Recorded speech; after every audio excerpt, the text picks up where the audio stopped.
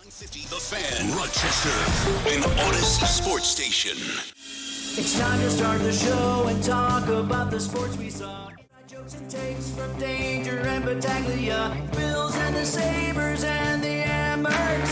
Who gave a microphone to these jerks? Welcome to the sports bar, that's where you are. Welcome to the sports bar, that's where you are. Welcome to the sports bar, that's where you are. With Danger and Battaglia. A very good afternoon to you as we welcome you on into the sports bars. Danger and Battaglia. Glad you're with us this afternoon, this sunshiny afternoon in the Flower City. Thanks for listening along at 95.7 FM, AM 950, the free-to-download Odyssey app. We've got the stream up on our YouTube channel at The Fan Rochester. You can like and subscribe, comment there as well. I know it's going to be a fun afternoon when Gino teased me up and says, oh, I've got a rant. Give me a little space. I'm giving you all the space you need, buddy. All right, the sun is out, right, and we're feeling good, and you know what's on your TV if you're going to get in front of it right now? Baseball. And look, sometimes we have baseball writer come in, but let's be honest. I think baseball's in a good spot, even though you have the Dodgers, you have the Yankees being relevant, you have the Mets being relevant. And to me, opening day also symbolizes we made it through a cruddy winter, right? So this is something that we're going to look on our monitor here coming up. And what are we talking about in the office today? The one constant Baseball. through all the years, Gene, has been baseball. So let me start here, and it's with a disclaimer. Okay, and I think you can vouch for me on this, Danger, okay? I am not a hater of your team or your sport. One time somebody said, oh, you hate soccer? No, I don't. Oh, you went to Aquinas. You hate McQuaid? No, I don't. I have a lot of friends that actually worked at and coach at McQuaid today. Not at all, okay? You're a Met fan. You hate the Yankees. I don't hate the Yankees. Some guys like Alex Brasky hate the Mets, but just kind of putting that out there, okay? That my take on the Yankees this year is not coming from a place other than this is the way I see it. And the way I see it is it's going to be a stretch to expect this team to get back to the World Series, okay? You lost your ace. You lost your Rookie of the Year. You lost your protector for Aaron Judge. And your protector for Aaron Judge, you're kind of piecemealing this together with a guy won the MVP a few years ago, was okay for the Cubs, and a guy at first base was really old and Goldschmidt. Okay, but we got the Martian. Yeah, let's hope. You have a catcher batting leadoff. It's never happened before. Where am I going with this? Well, we have a Yankee fan here in the office. His name is Rich Nightingale. Rich has gone beyond fandom at this point. And I see partially what he's doing, but Rich is so all in on becoming a Yankee fan that he is eliminating all other sports distractions, including fantasy football. Yeah. He doesn't care about the NFL anymore. He doesn't care about fantasy football. Maybe you can get him to watch golf. Maybe. But it's Yankees, and that's it. Yankees and only Yankees. Which, again, I have no problem with, okay? But he's like the new master stroke. This team cannot do anything wrong. Oh, no. Can't do anything wrong. And I enjoy some banter, right? And his banter, Soto, enjoy when right field when he's turning around, twisting and turning and dropping a fly ball. I'm thinking to myself, I'm thinking to myself, okay, and your guy in center field in Game 5 last year? I digress. Right. I digress, okay? So I just put this out there. You know, why don't we put a wager on this? Because, Danger, and you could accuse me of bias. Hold on a second. Did you get approval? Oh, it's because it's not with me. You're fine to bet as long as it's not against me. When I was telling the story to Dan DeLorean, he said the same exact thing. You're like, you're going to get in trouble for this. Yeah. You're the executive producer's going to come down hard. She's going to drop the hammer. No. And this, tell me if you like this bet, okay? Yeah. We're going to bet who has the better record. But the difference in games in the overall record, $10 per game. So, in other words, if the Yankees... Between the Mets and the Yankees. If the Yankees finish with 10 games better than the Mets in 2025, I owe you $100. Okay. This isn't high stakes. No. It's something that But this could go horribly wrong for either one of you guys. Well, horribly wrong. No, neither of these teams, Danger, are going to all instantly become the White Sox. Neither of these teams are going to become the Dodgers. They're going to be competitive. They're going to keep us interesting. I was just doing this. I'm backing this up, my opinion. So I say this to Rich, okay? What do you think his responses are? Choice A, yes. Choice B, no. No, he went with choice C. I need to think about it. Okay, I'm going to give you to 3 o'clock, Rich. Well, what do you mean I need to think about it? What do you mean you need to think about it? You're so confident in the Yankees. You can't do this right now. You have until 3 o'clock. Well, why 3 o'clock? Well, number one, I started a radio show, okay? Number two, the season starts. Yeah. You can't get a small sample and say, oh, look at the Yankees. They fell apart today. One-game sample. Yeah, it's like, no. Put this in your... Oh, I need to think about it. I'm like, okay. The only hesitation I would have is the dollar amount we're talking about here. $10 per game. If I'm betting with you, it's fun. It's a box of wine. It's something that's not like it's not something that I'm going to have to go to the ATM for. I never carry cash.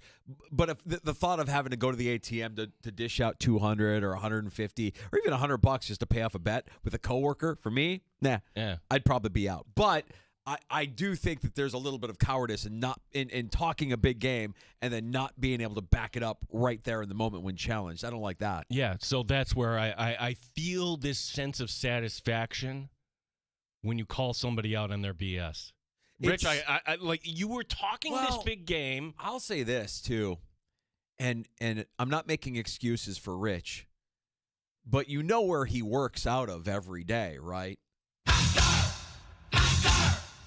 Maybe it's the office. Maybe it's the aura. Maybe it's that, because his office is the last in the row of offices, right next to mine. Goes all the way down the side of the building. His is the last one. Maybe there's something to that office. The curse of Masterstroke, the ghost of Masterstroke, the aura of Masterstroke remains in that office, so much so that now with baseball season here, the inhabitant of that office can't help but see everything through rose-colored glasses. Nothing's wrong with the Yankees, Gene. They're winning the World Series. Don't you know how this goes? They made some great moves this offseason. Nothing could go wrong when they call up the prospect that everybody's hyped for. I have been waiting. I've been waiting for the Jason Dominguez. Yeah. It might be a function of the environment. It might be that office is cursed. If you are a reasonable, level-headed Yankee fan, you can expect your team to win the division, and then who knows what can happen. But you can't tell me you're running away with it. Boston's improved. Baltimore's still pesky. You have a worse roster than you did last season. I don't think most Yankee fans are like this, though. I mean, one taste of the World Series doesn't guarantee that you're going to be back in the World Series. We say this it's not easy to win championships. I present to you another Yankee fan that you are familiar with and our audience would be familiar with. Brasky. Alex Brasky. Brasky would definitely be in the Rich. You're wrong. I'm willing to put up the money there. And again, it's a fun bet.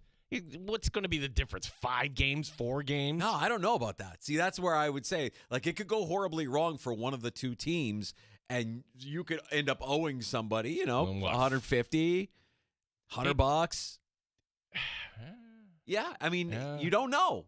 That's the variance of baseball, right?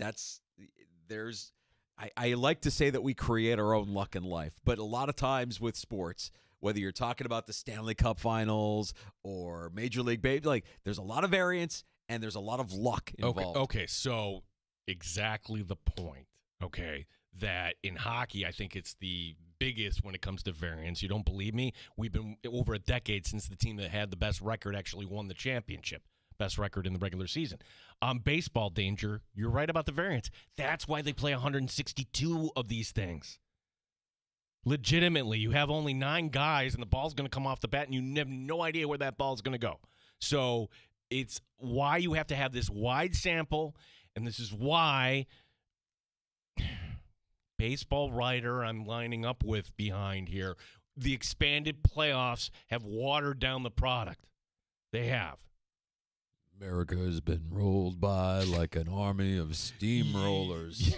It's been erased like a blackboard, rebuilt and erased again. But baseball has marked the time. This field, this game, it reminds us of all that was once good and could be good again. Programming update here. Sorry. No I can't help myself. I'm sorry. It's the first time we've ever, while I'm giving my opening rant, as we're doing this, we have an audible.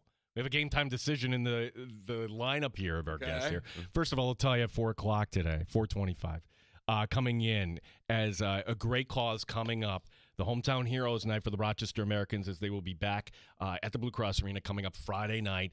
Bridgeport, their only appearance at the BCA this season. But prior to that game, this is where you have the exhibition between the Rochester Police Department and the Monroe County Sheriff's Office. Yeah, get it going on the ice. We'll talk to Greg Bello from the RPD, Justin Strands from the Monroe County Sheriff's Office. They're coming into the studio. It might get a little heated and contested. I don't know how that's going to go. I think they have a bar this afternoon. But we'll bring in the rivals, RPD, Monroe County. If you lose your voice. If you're healthy, has that ever happened to you? Like it happened to me 15 years ago where I could go about my other stuff and like, hey, why aren't you doing your thing? I had talk today. Gene. You'd never have. Look at this body. Look at this temple that stands in front of you and ask that question again. How dare you? No, I have never lost my voice. Probably because whatever you're putting down the night before is going to kill any bug I that don't goes. know what you're talking about, but I can tell you with certainty that this temple is clean. No, I have never lost my voice. All right, well, I'll let you take that up with our scheduled guest at 3:25 because Dan Fates has no voice. 13 Wham Buffalo Plus. Dan Fates is 10-ply. Yeah. That's what I learned today. 10-ply. Wow. Losing your voice. Well, okay. All right. Fair enough. Stepping in his place off the bench, and maybe it's apropos, it is opening day, the Hall of Famer, the media icon, Mike Catalano. Whoa. Gino, you pulled that. That's an audible at the line of scrimmage. That is an audible. Dan helped out. He felt really bad. He thought his voice would progress to the point, but realized, no, this isn't going to work, and I'm not going to be able to make it through any question today. Well, look, I hope Dan feels better. I'm sorry about his voice. I'm sorry about calling you 10-ply, Dan. Everybody gets sick. And this time of year, too, there's congestion. There's temperature change. I was talking to friends down south earlier today. They're like, oh, yeah, everything's covered in yellow. The pollen is great. I'm like, I have no sympathy for you. It snowed here yesterday, all right? I have no sympathy for you. And I know we're going to be right behind you when everything starts blooming. We're all going to be sneezing and hacking and losing our voice. So get better, Dan. We appreciate that and appreciate the icon stopping by. He'll be here in, about 10 minutes or so? Yeah, 10 minutes. So we'll ask him about, boy, it's been a few weeks since we talked some Bills football here, but has the gap closed at all between the Patriots or the Bills, or is that just kind of an emotional overreaction with Steph Diggs going now to New England? We'll get his thoughts on what the Bills should do at corner two, and I don't know, get him to say the Phillies will win the NL East. Probably. Yeah, well, look, it all gets underway, and it's underway now. You have Carlos Rodon, Rodon striking out Jackson Churio to start the season. We have action at Yankee Stadium. They all start to count now. We have action throughout Major League Baseball, opening day in the bigs. This is it's a day we always mark on the calendar. We also have the start of the Sweet 16 tonight as well, with 4 games tonight. I'm sorry. Yes, 4 games tonight. I'm trying to do the math here in my head. Yeah, 8 games total, 4 games tonight, 4 games tomorrow night. And you said there's a bit of news coming out of one of the teams remaining here that'll play tonight. When Maryland and Florida meet, there's an undercurrent, a storyline that's happening here. It's funny. Like, if you have a rumor, all you have to do, if it's not true, stomp it out. And if you don't do that, you're kind of leaving things open. I think this is kind of scummy for Kevin Willard, the head coach in Maryland. Maryland's had a fun year. Anybody who's down there, Big Ten, okay, it's been a few years since we've seen Maryland. Like Gary Williams no longer there. He hasn't been there a long time. Maryland getting to the Sweet 16, although one of those games very, very close.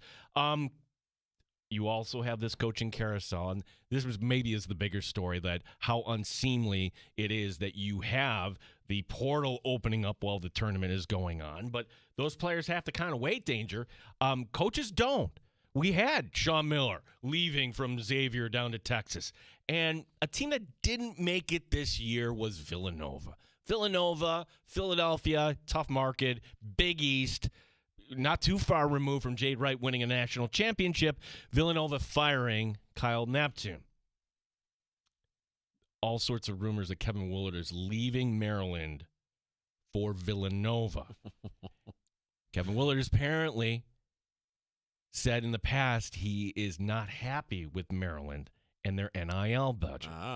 So is this a ploy to get the administration to open up the purse strings, however that may be? Or is this actually, I'm going to just kind of coach? Michigan fans will always point to Bo Schembechler firing the head coach. We're going to have our coach coached by a Michigan man. Well, is Maryland being coached by the head coach of Villanova tonight? Do they bring this up on the CBS broadcast tonight? Well, I mean, it's a rumor. I mean, they've got to be credible, and they're probably not going to break it down. But, I mean, the fact that we're hearing this rumor the day that they're playing a 1 seed in Florida, I mean, it does set up where if Maryland loses, and I would say Florida has a good shot of advancing here. If Maryland loses, well, then we move on from this pretty quickly. It's all right, well, it was fun, Maryland, I'm gone. I'm taking a better job. Here's the part that I actually do think is okay. Like, if you're a coach and you're being held to a standard and your players are, entering the transfer portal and going where there's more opportunity or where there's more money or where there's a bigger collective, coaches are doing the same thing. I mean, they've always done the same thing. Right. Like, he's going to a better job. Like, what makes your job easier? Trying to patch together a team in Maryland where they're not giving you the support from the collective, or going to Villanova because they're going to pay you more and you have a better collective? You go to the better job. Nobody's going to argue that. Yeah. It's the timing of this. You're playing in the Sweet 16 tonight. Right. Can you at least not finish this out? Well, there are players that are doing the same thing that are playing in the Sweet 16, and maybe no. That's like a statement, isn't it? Yeah. It's a little bit of a statement, isn't it? Or an indictment on where we are. I mean, if there are players that are still on teams now that are in the Sweet 16 that are entering the transfer portal, and there are players, a coach doing the same thing shouldn't shock us. I'm not saying it's right, but it's kind of where we're at. Well, you have over 1,000 players in the portal. Yeah. That's insane. And if it's all on the promise that I'm going to get paid by somebody else better, or I didn't get my minutes, or wherever else, like, what percentage will this actually kind of work out in your favor for? I think, okay, so if there's 1,000 players in the portal, what percentage will end up making more money the following year? Right, or what percentage? I think there's something to be said for, hey, I'm gonna stick this out. I'm staying here. I would say if there's 1,000 players, if we're just using round numbers, if there's 1,000 players that are entering the transfer portal, it's got to be better than 75% of them are going to end up making more money or getting more opportunity the next year. Oh, I thought it was going to be like lower than that, like 40. Really? Yeah, because you also have this other new incoming class. Like, yeah, you have these kids in the portal, but I would think if you're a head coach, are you paying more attention to the guy who came in as a junior, or I can mold somebody as a freshman so he can leave the following year? I can in Maryland. I can mold somebody as a freshman to come in just so they leave to go to an SEC school. That's a tough look. That's a tough look, especially if they lose tonight. Now you've got a built-in excuse. Well, everybody kind of knew that this was happening, and the team was distracted. Oh, my gosh. What were you saying about the leadoff catcher? Home run for Austin Wells. Short porch. Yankees lead 1-0. Baseball. Doesn't happen. It's a mistake. Why do you have your catcher leading off? First batter of the season. Austin Wells goes yard. What do we know? What does anybody know? It's baseball. Great variance. That's amazing. Isn't it? Right now, Rich, baseball master stroke. We got to come up with some sort of name for Rich because he's one of those guys that I make excellent points. I'm going to ignore you. I'm just going to. He doesn't. Yeah, he doesn't take it. He's set in his ways. He's the same guy who year after year after year in fantasy football draft would always take Aaron Rodgers. Doesn't matter if he was up or down or up or down. Like whatever the preseason. Well, Rodgers could be down this year. Or Rodgers could have an MVP. It didn't matter. He took Rodgers every year. That was his guy. Had to take Rodgers. Rodgers was a safe play. Even though Rodgers was down the last few years, he was in Green Bay. Still took him without fail. Yankees lead 1-0. It's amazing. That's absolutely amazing. Let's take a break. We'll come back. 13 Wham's Mike Catalana, the Hall of Famer, stopping by in the place of Dan Fates, who normally joins us every week at this time. You can pull up a stool and join us as well on the Good Smoke Barbecue and Pub Wingman line. It's 866-4FAN, 866-4326. Award-winning barbecue from Good Smoke Barbecue and Pub, 135 West Commercial Street, East Rochester. GoodSmokeBBQ.com.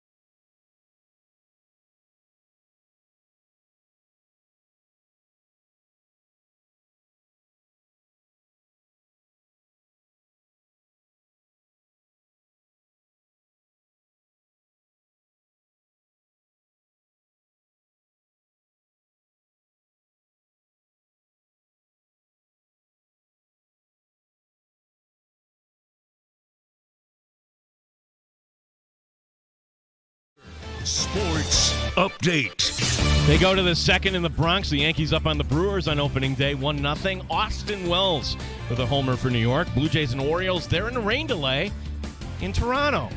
Yes, they're closing the roof now. The game to begin shortly. Sabres hockey tonight on the Fan. Buffalo hosting Pittsburgh. Here's head coach Lindy Ruff. I think more than how to win is how not to lose. And I think a lot of that has come down to puck management and, time and place on the ice. That's just playing the game the right. That's not giving up odd-numbered rushes. It's not giving up 2-on-1s on careless plays. We'll talk to 13 Wham and Buffalo Plus's Mike Catalana coming up next here in the Sports Bar. NCAA, the Sweet 16, beginning tonight. First game up, BYU and Alabama. Gene Battaglia, the sports leader, 95.7 FM and AM 950, The Fan, Rochester.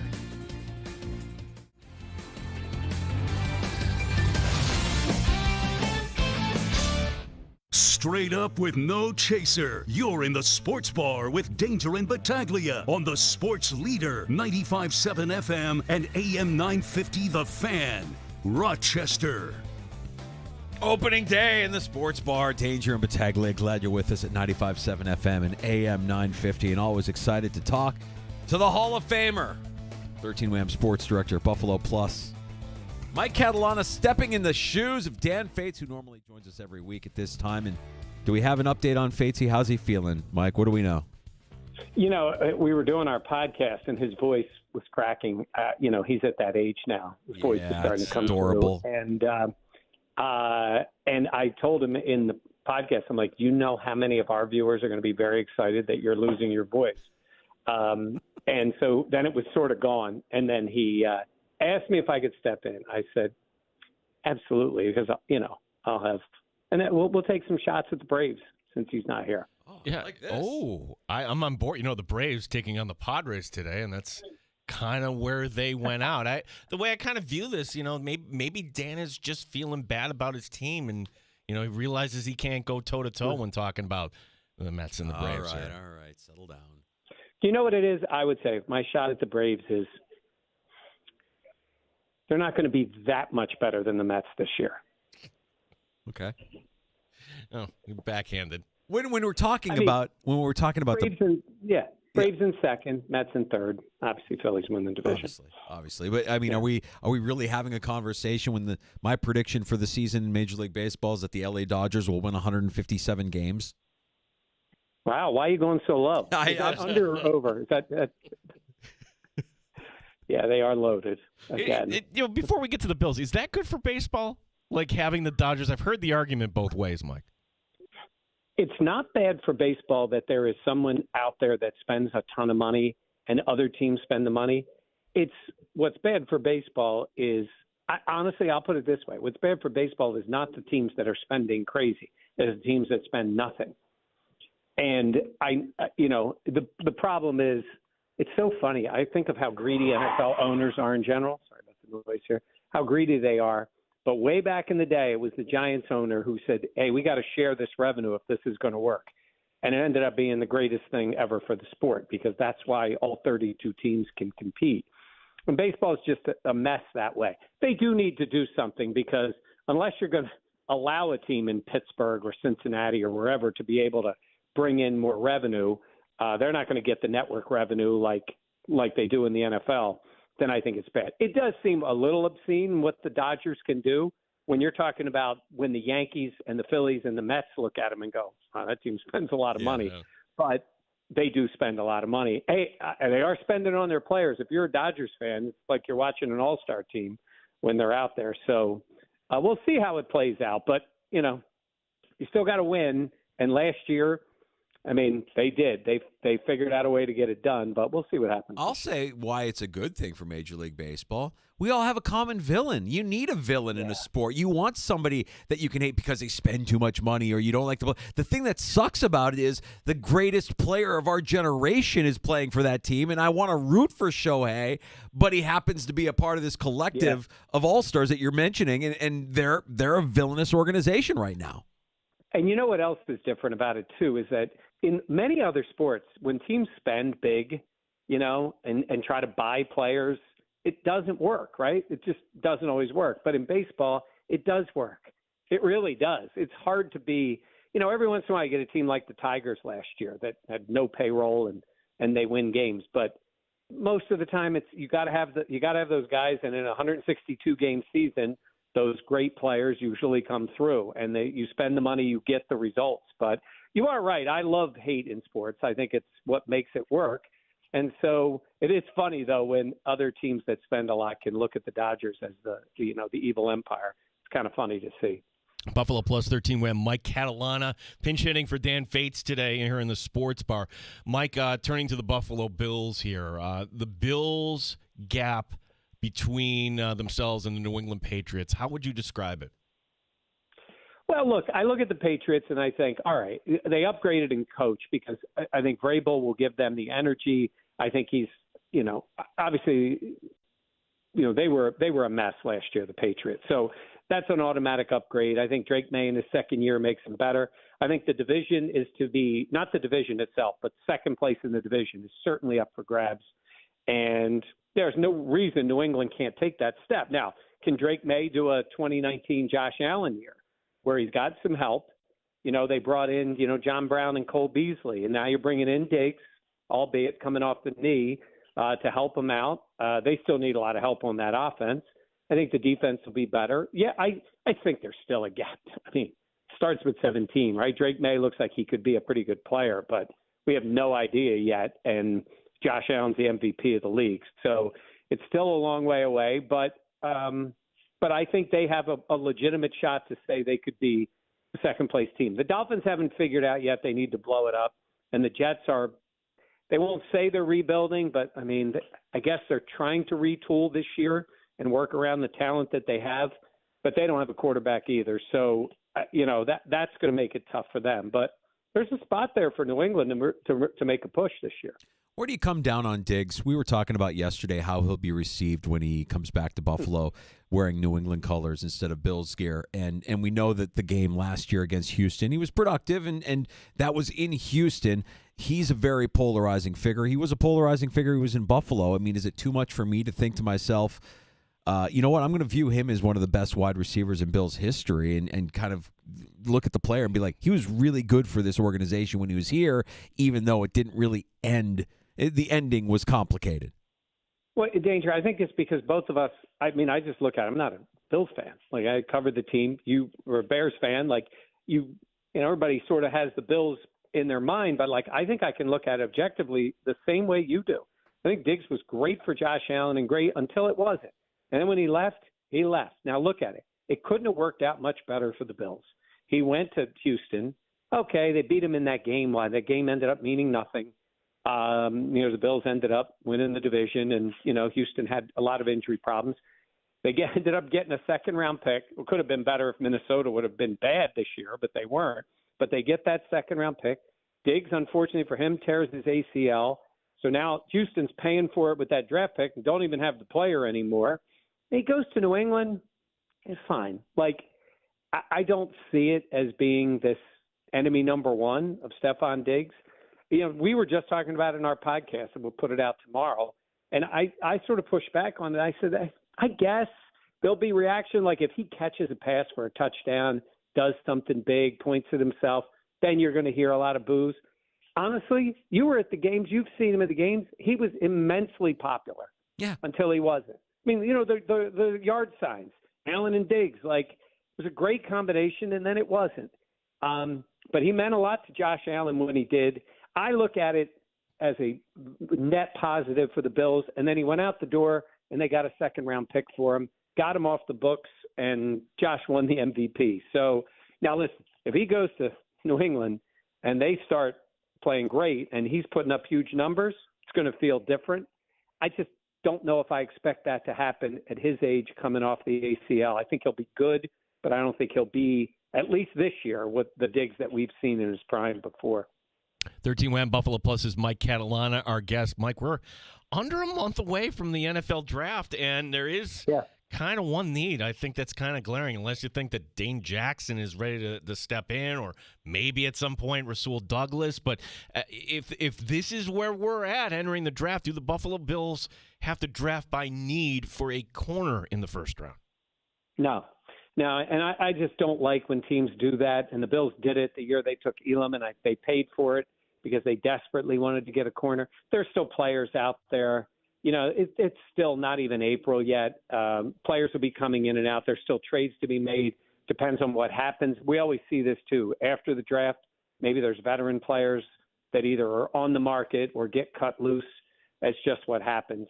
I don't expect it. I think they could very well draft a corner high. I think if they have those 2 second-round picks, I think absolutely. If I was them, I'd be taking. I think. Look, everybody would like to see another wide receiver. I don't think that's happening. It could. I don't know if that's happening. They've got those 3 early picks. If I was them, I'd be D tackle, edge, and corner. Somewhere amongst those 3. That's the 3 positions that I'd be looking at and taking the best fit that you think you have there. But yeah, I mean, Dane Jackson. Listen, I saw people get worked. Dane Jackson is back to be a backup. That's who he is. That's who he's going to be. It's interesting with Rasul Douglas. I thought he was okay. I think you can do worse than him, but you certainly need to do better. So we'll see how it plays out. But I'm with you, but I do not want to see them doing what they did that year. Beans ends up trading up. Elam was really a disaster in that case. And, they were fortunate late, when they got Benford, but there was no rule saying you couldn't get 2 corners in that draft. That's what they were hoping to do. So, yeah, I don't want to say it. And I don't even know if there's that type of player out there, but they believe they can coach guys up. So, look high, but doesn't have to be the first pick. So, Mike, when we talk about, some of the players that are out there, and you mentioned, Bean moving up to get Kyrie Elam, that was a disaster. Yeah. It felt like he did that because the guy that they really wanted just got taken from them in Kansas City. Yeah. And Bean has been so fluid in that first round, rarely stays put.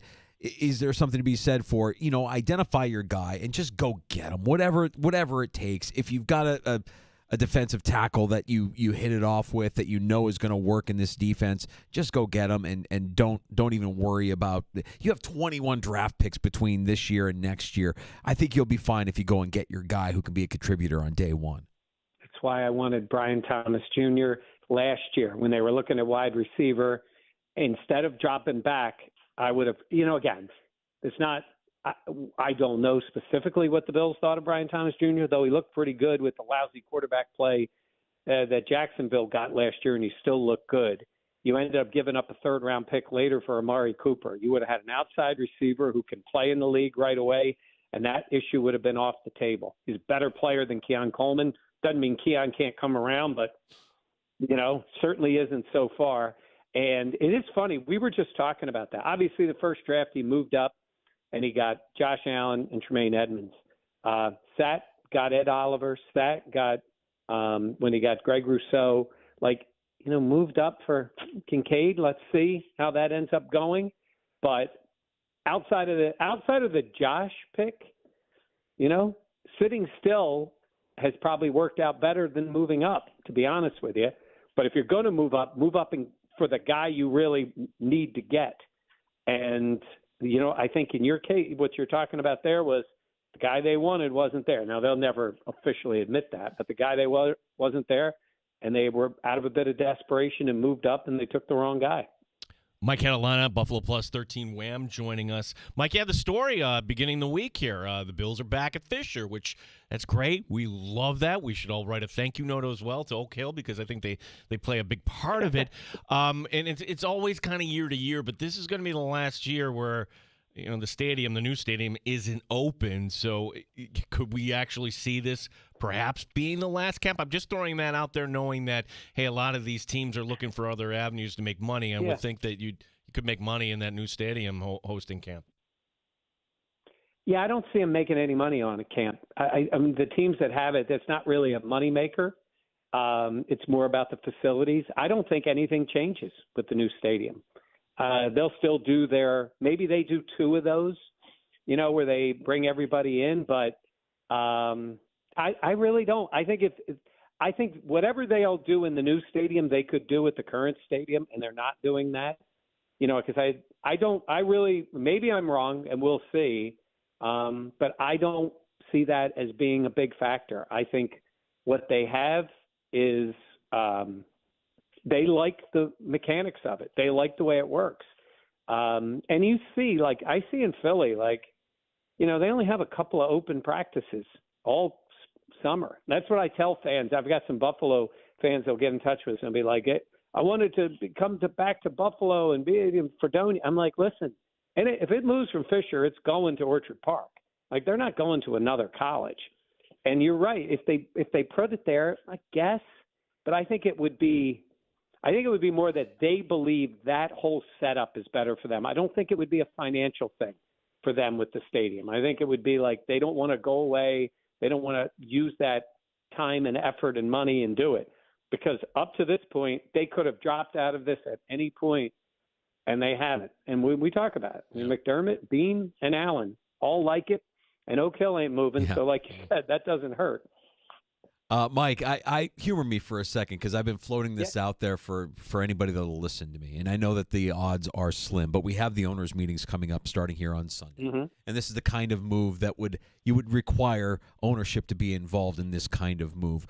I don't like how we collectively just kind of shrug our shoulders and say, oh, well, they couldn't get Myles Garrett, or oh, well, they couldn't get Max Crosby. I guess we'll have to be okay with Joey Bosa. Like, I'm not good with that. I'm not okay with the idea that you could have an impact player on the defensive side of the ball like a Garrett available 1 second, not available, and just be like, oh, well, I guess we'll have to work with what we have. Not when there's a guy out there who's working on a deal right now who may or may not get signed at some point here this offseason to an extension. That's the guy down in Dallas. I'm wondering why other teams, or are other teams, inquiring about Micah Parsons.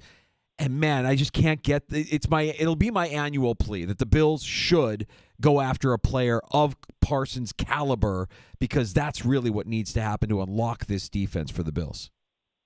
Well, I agree with you. The talent that he has, I would say, and it's a rarity too. I mean, you're talking about a guy who's shown that talent and is still on his rookie deal. Right. So if he were to sign this massive deal, I don't think Dallas is having those discussions at the moment. Like, there has to be two sides to this. And I don't know if hey, listen, I can almost guarantee you most general managers in the league have called the Cowboys up to see what's going on there. They always reach out with stuff. Now, they'll do it in a way that they'll deny it. And as we see, people deny a lot of things. They'll deny it. But I think I wouldn't be surprised. He would never probably admit it, but that Bean made a phone call down there to say, hey, anything going on with Micah, you let me know. But if you're the Cowboys, like, what are you doing here? I mean, this guy is a absolute game changer, and he's young, and he's a very popular player. I mean, I know he does his podcast and likes to talk and all, but yes.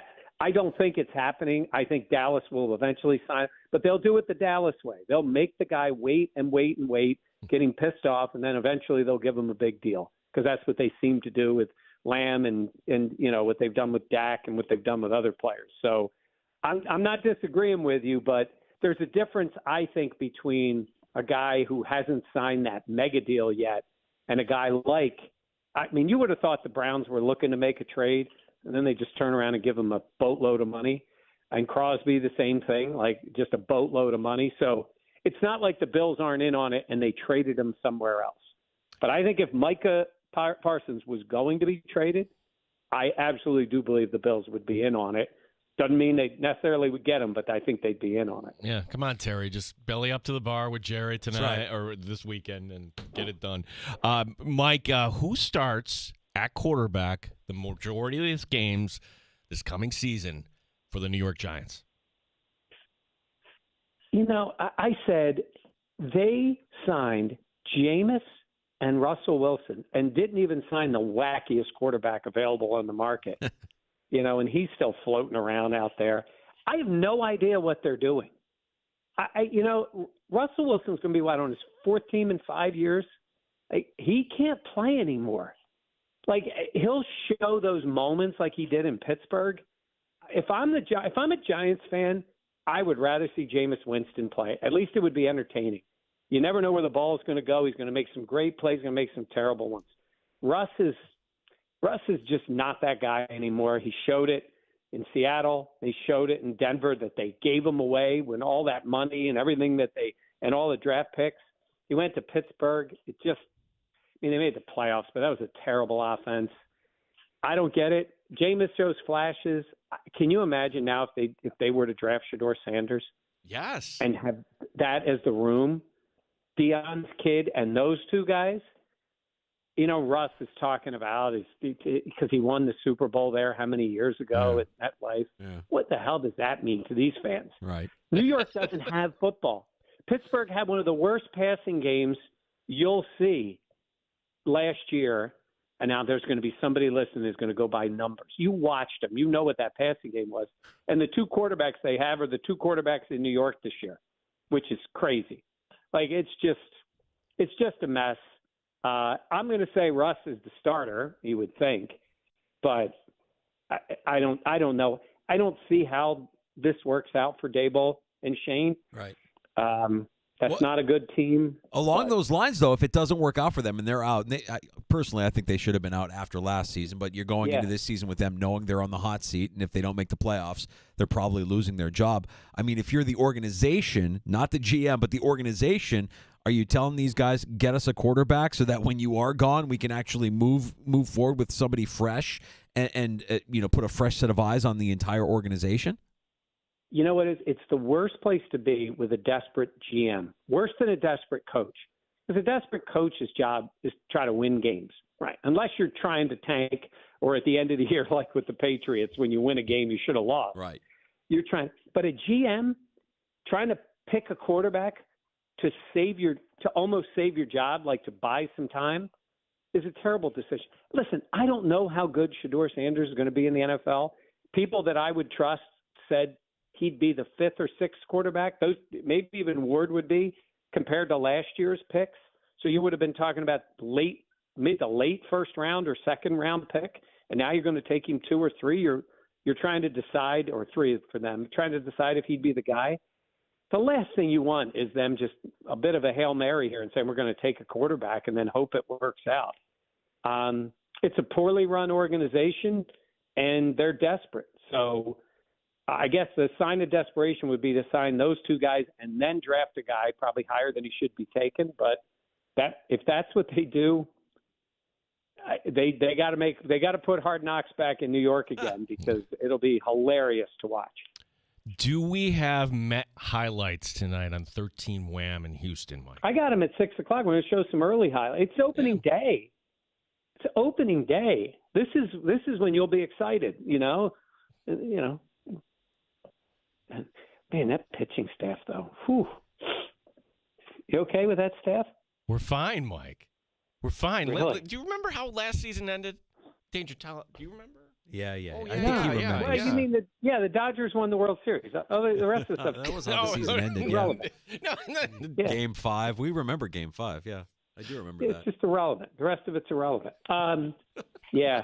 It'll be a cute story. Are you gonna have anybody sing post game this year? Oh, Mike, yeah, I brought up earlier to Gene, and I'm actually going to Citi Field for the first time at the beginning of May. I'm going with some friends who are Met fans. I've never been. I'm excited to go because I, just like being at a ballpark and watching a pro baseball game. But they're doing now at Citi Field. They're doing the Burros races. So you've got the subway for the zoo, the giraffe for the Bronx, and you've got they got. Yeah, the ferry for Staten Island. The ferry for Staten Island for every borough is represented, and they're going to run races. And I'm like, God, that just sounds adorable. They operate like a single A team in Staten Island. They do. They have players singing post game, and oh my God. Well, Mike, see, this stuff used to work on me. I used to get upset. And then I realized I took a cue from other Met fans. Oh, look at Grimace throwing out the first pitch. Look how lowly. Yeah, you know what? We own it.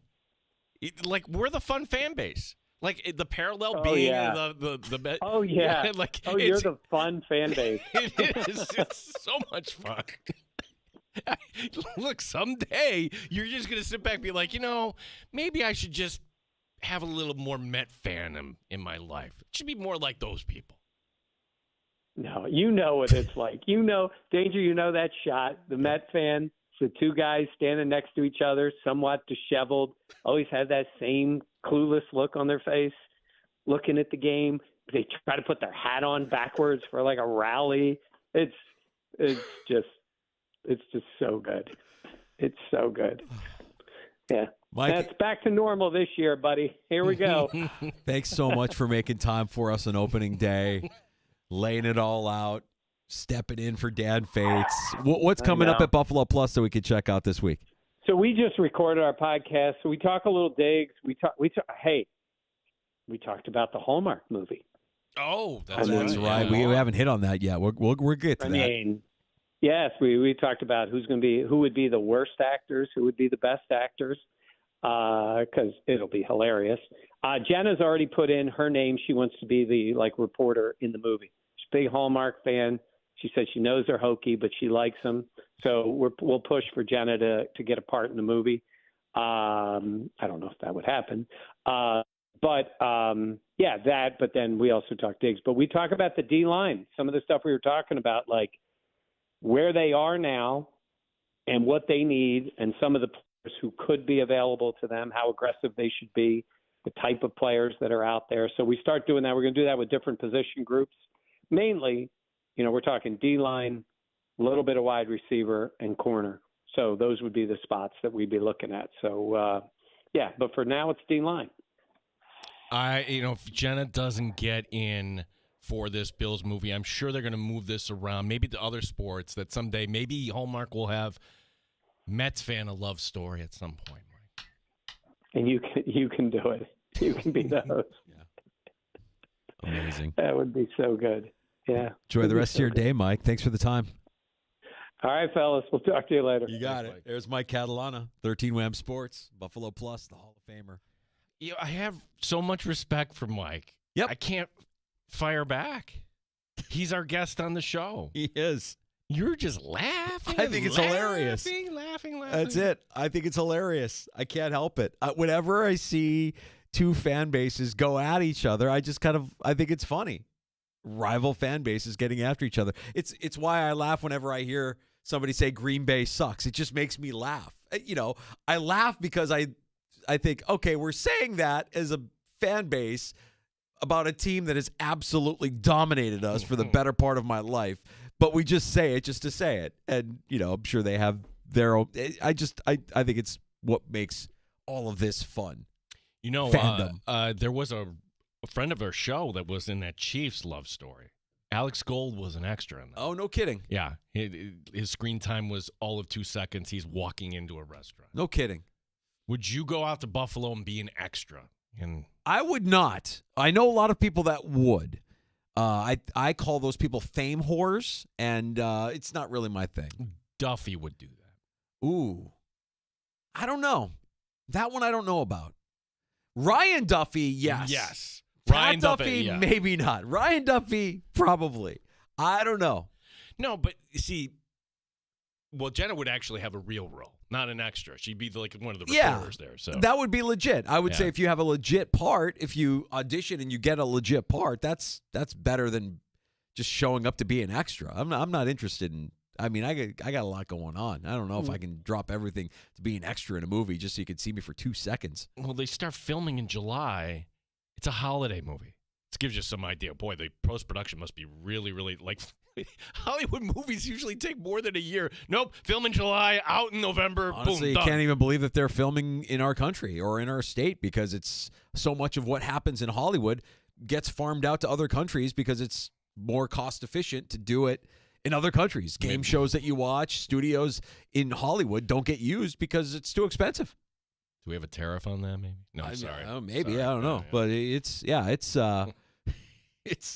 it's surprising to me that they're actually filming it here. They didn't farm it out to Ireland. You could probably film a Buffalo movie in Ireland if you wanted to.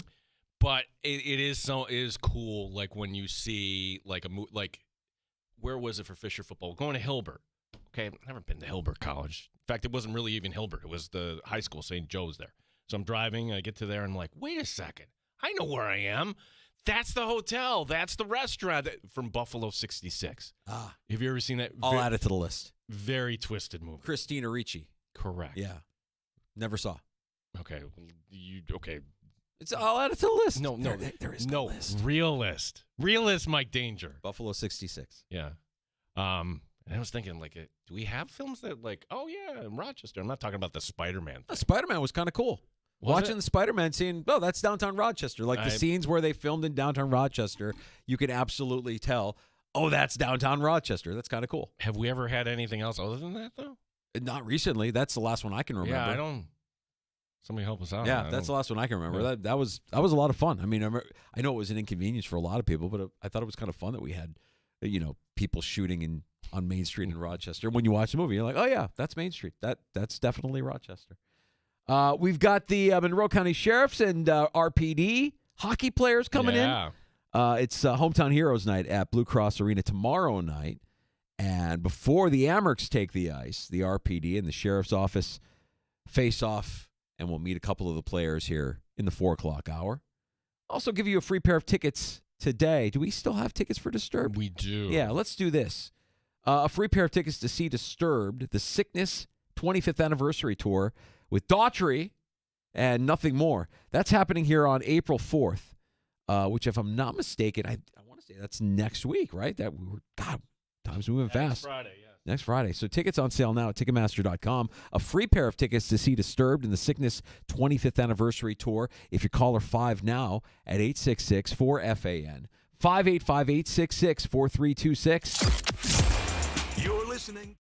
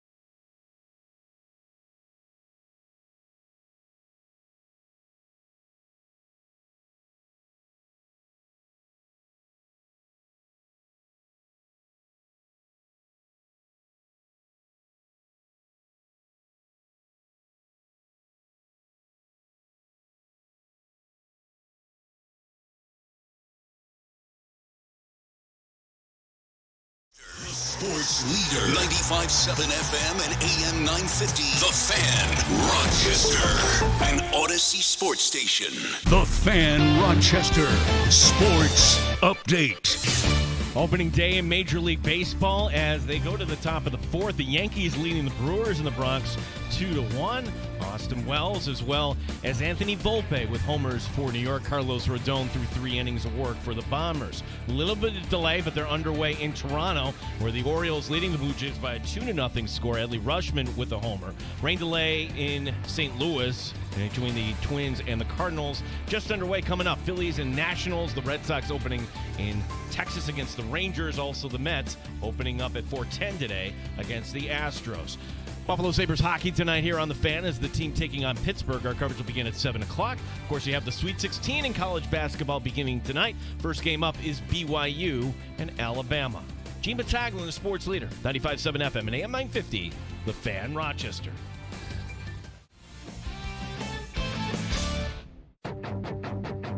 The Sports Bar with Danger and Battaglia. Mike Danger baseball is back! Let's go, Mets. Go Braves. Your Buffalo Bills are going to be featured in the newest Hallmark Channel movie called A Holiday Touchdown, a Bills love story. Mike Danger. Put me on the cover with my family of Can't Believe I'm Still in Radio magazine. So I appreciate that. I do count my blessings every day that I get to still come here and do this every day with you, Gino. Oh, that's good. Gene Battaglia. Look, if you have a strong opinion, and remember, it's sports. Yeah, it's sports. It's not that serious. It's not that serious. Yeah. Like, It's only a game. Why you have to be mad? The men's Sweet 16 begins tonight. I gotta go with the Polito Pichardo. The LeBron conversation, but how about the nuts on Jim Nance? hello, friends. How big are your nuts? I've got big balls. Go Big Blue. Ding dong. Hey, Sandy, I'm over here. Yeah, can Danger come out and play? 95.7 FM and AM 950 The Fan, Rochester. Opening day. It's a special day in the sports bar. Danger and Battaglia, glad you're with us. Thanks for joining us here at 95.7 FM, AM 950. You hear us where we sound our best. Feel free to download Odyssey app. Trying to look our best on the video stream right now. We're streaming on our YouTube channel at The Fan Rochester, also on Twitch. Like and subscribe while you are there. I'm Danger. That's Battaglia. As I'm waiting for 10, Mets get underway. And I'm very self-aware, Gene. You didn't notice it, but during your sports update, I flipped over to the Mets game. You did? Yes. Dude, that's awesome. See? You see how I look out for you? You did. I got your back, buddy. I got your back. I mean, the Yankees are up 2-1. I don't know if I think the Brewers had a runner on second when I flipped over, so that might be subject to change. I want to say there were 2 outs in that inning, but yeah, I want to see how your Mets look here. Yeah, they go to the bottom of the fourth. Yankees leading 2-1 as underway in Washington, underway in Dallas for the Rangers and Red Sox. I have self-awareness. I don't know what the Blue Jays have going on. I mean, the audacity to think you could have the roof open at Rogers Center at the end of March for opening day. Guys. Look, it's worth a shot, right? Guys. Okay, if the weather up there is exactly like it is here, have you been outside? It's really nice. It's a little that's chilly. my regret. I have not been outside today. I would sign up for that. You would tell people in advance, hey, wait a second, what are we delayed for up in Toronto? They're underway up in Toronto. They got it going. They closed the roof for this. Look, that was when I went there to see Shohei when I was with the Angels. I actually got to see that. Like, oh, wait, the rain stopped, and the radar's telling us nothing more. And slowly the roof opened up. I was there last year for a game, and the roof was open. And I'm telling you, the vibes are immaculate. When that place feels different, obviously, when the roof is open, there's a completely different vibe when you can look up and you see CN Tower and out of the roof, and it feels like more like a ballpark than the dome-ish kind of old school. I mean, that's what it was built to be. It was like the first of the retractable roofs, but it still has that. It's the last of the dome-ish, sterilized dome feel until you open up the roof. So I'm laughing over here. It snowed yesterday, guys. You keep the roof closed. Everybody's gonna freeze.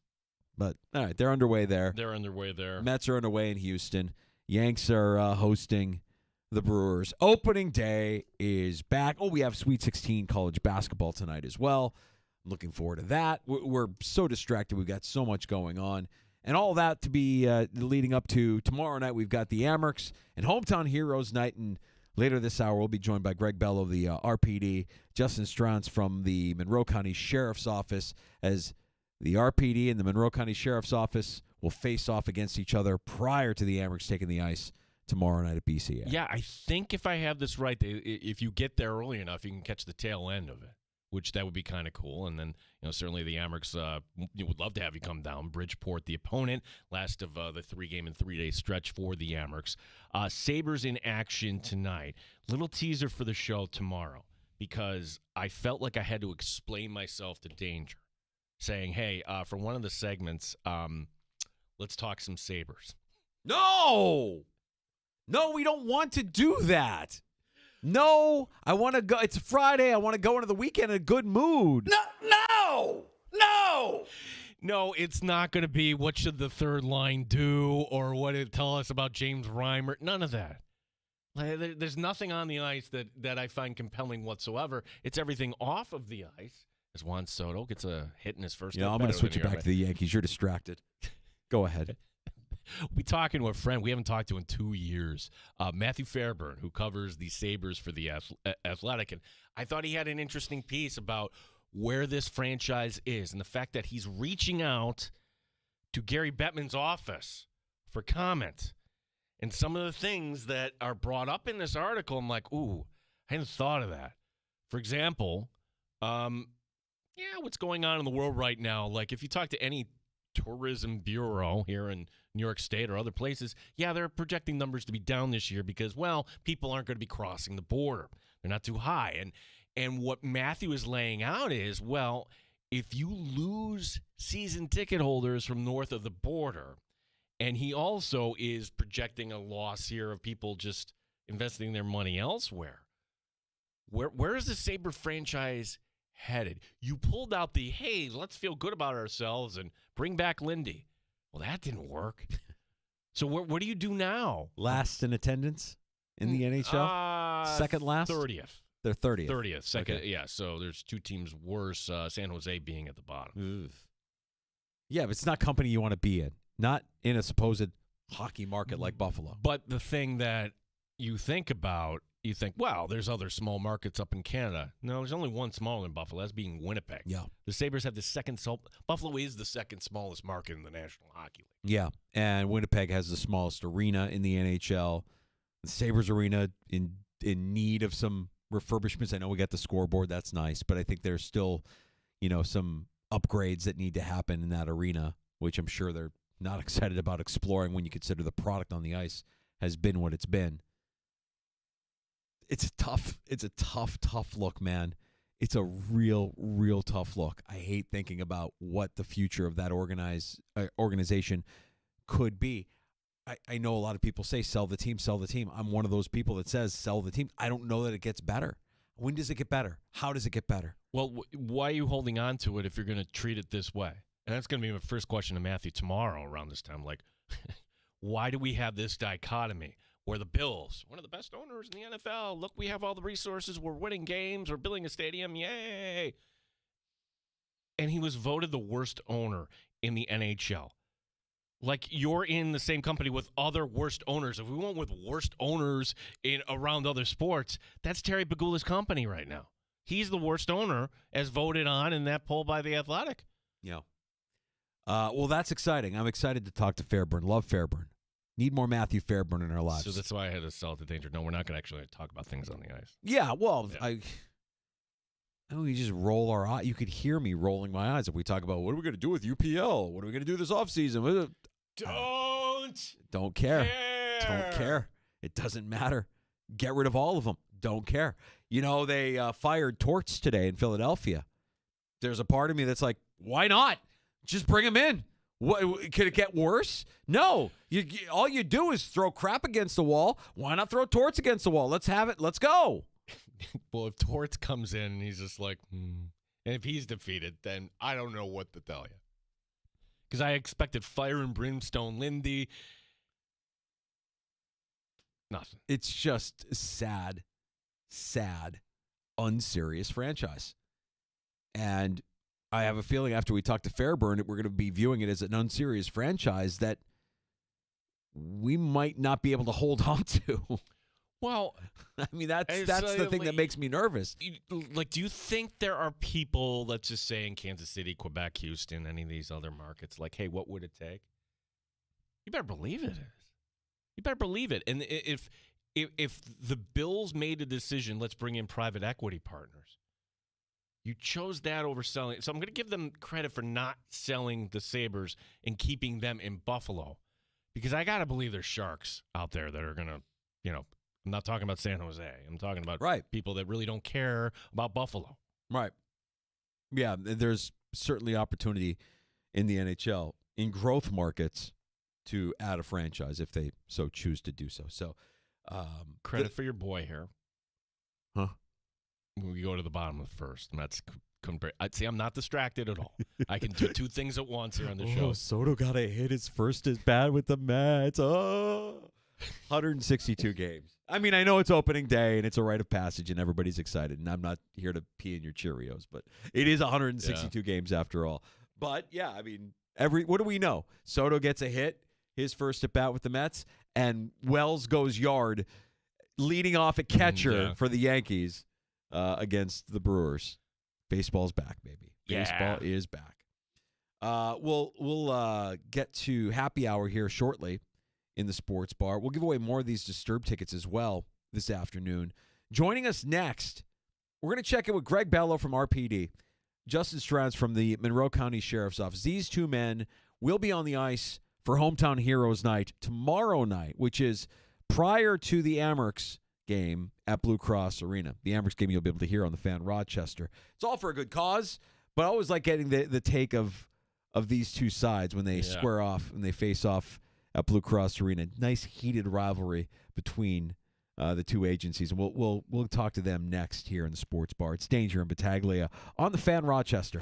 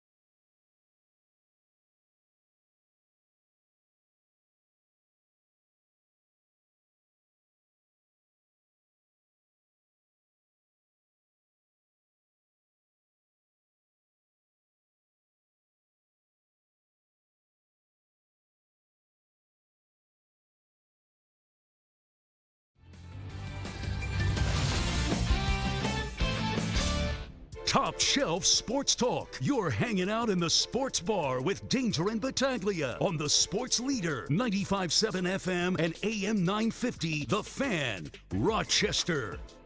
Hometown Heroes Night tomorrow night at Blue Cross Arena. A salute to the first responders, to people that make life worth living for us in our community.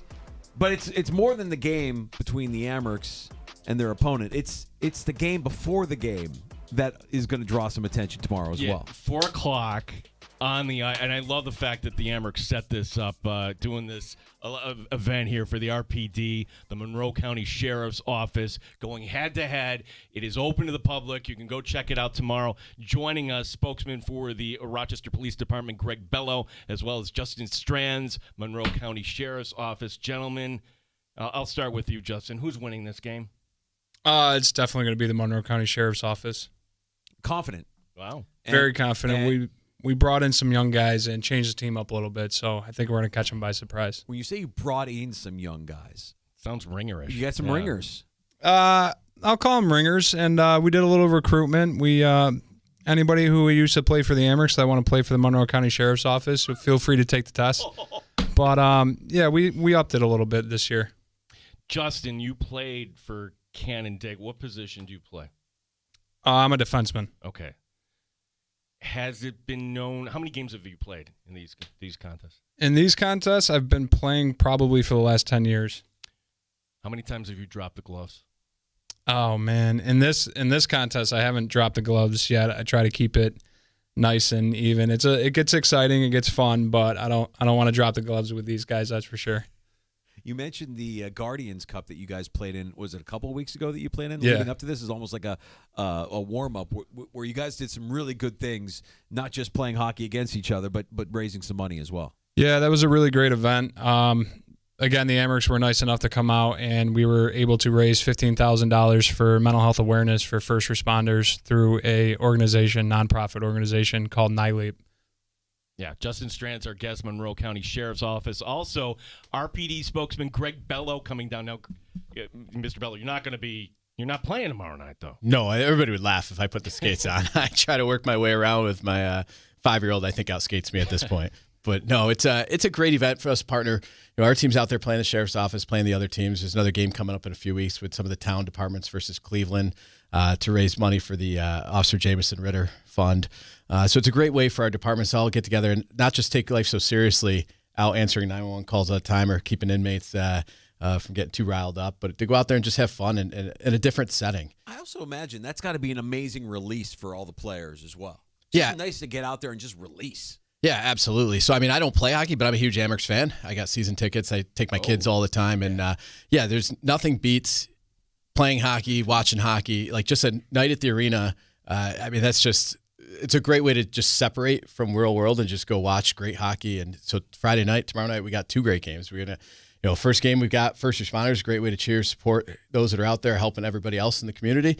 And then number 2, you get a great Amerks game to follow it. Now, I don't know how long you've been an Amerks fan, but I've been in this town for, practically all my life. And I remember, 1987 and towards in 1996. And you've got this team this year with this gritty head coach.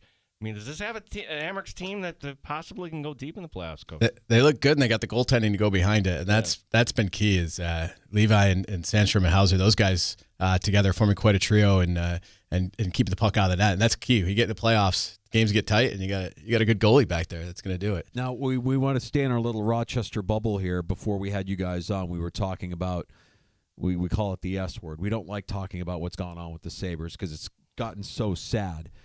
Watch enough hockey. What do you see out of that team? I mean, we're feeding that team, and there are players up there that we can take pride and ownership in and say, like, yeah, they were Amerks first, but man, it's a sad, sad state of affairs. Yeah, it's sad because you see the guys down here that just put that effort and that grit into games, and then seemingly at times disappear into the mess of what's up there. So sometimes you hate to see a guy get called up. You love to see a guy get called up, right? They're making the big money, making the big change, but at the same time, some of them just kind of get buried. Now, you just heard Justin, call a shot, the sheriff's office to win this. Tell me about the talent on the RPD ice. Yeah, I mean, they might bring in some young guy ringers, but there's something to be said about a veteran presence out there. And guys I've been talking to on the team have been around a long time. And muscle. Yeah, absolutely. Bring a little veteran presence. So sometimes that experience goes a little bit further. So we'll see. So see what happens RPD tomorrow. likes to play heavy, from what I'm hearing. They like to play heavy. That's the term we always hear. They like to play heavy. Yeah, Greg Bello, RPD, Justin Strands, Monroe County Sheriff's Office, 4 o'clock. I mean, do we know the format of this game? How many minute periods? What's it looking like there, Justin? I believe it's going to be 3 15-minute periods, stop time, so kind of like a traditional game. But we're not going to play 20. We don't have the cardio for that. The Amherst can do that. We'll just take 15. Fair enough. And again, it's open to the public tomorrow, and it's great for first responders as well to honor them. And, Greg, I mean, listen, our audience here, and I speak on behalf of Danger, we certainly appreciate all the work your men and women do, both for the RPD and of course, for the Sheriff's Office. Give us, like, one piece of advice. Like, how can we help you? How can we make your job easier? The biggest thing is saying thank you. We've got a lot of officers out there that they're going call to call to call, and it's easy to look at social media. It's easy to look around at the negatives, right? Human nature, you focus on the negatives.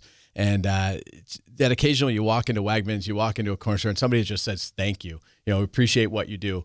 Man, that goes a long way, right? Somebody gives you just a simple, positive, hey, I appreciate what you do. Or thank you for helping me, right? We come to your car accident. That's one of 15 or 20 jobs we're taking that night. A small thank you goes a long way, right? A smile and a positive attitude. I was out with a colleague for lunch a few weeks ago, and we noticed an officer having lunch by themselves in the same restaurant. He didn't even hesitate. He just told the waitress, that check comes over here. We're taking care of that check. I mean, like, I know that's a financial gesture, but I mean, along those lines, just saying, hey, you're appreciated, man. Thanks for everything you guys do, because, like I said earlier, you guys make life worth living for the rest of us, and the job that you do can't be stressed enough how much goes into it, and the toll that it takes on everybody involved. It's actually an honor to have you guys in here talking to us about what you guys do, and I want to make sure you have enough time to talk about not just how we can say thank you and appreciate what you're doing, but what about people that might want to follow up and say, you know what, this is a career I want to check out. Well, yeah, and obviously, real quick, another thing you do is show up to the game tomorrow at 4 o'clock and cheer for RPD over the sheriff's office. Wow.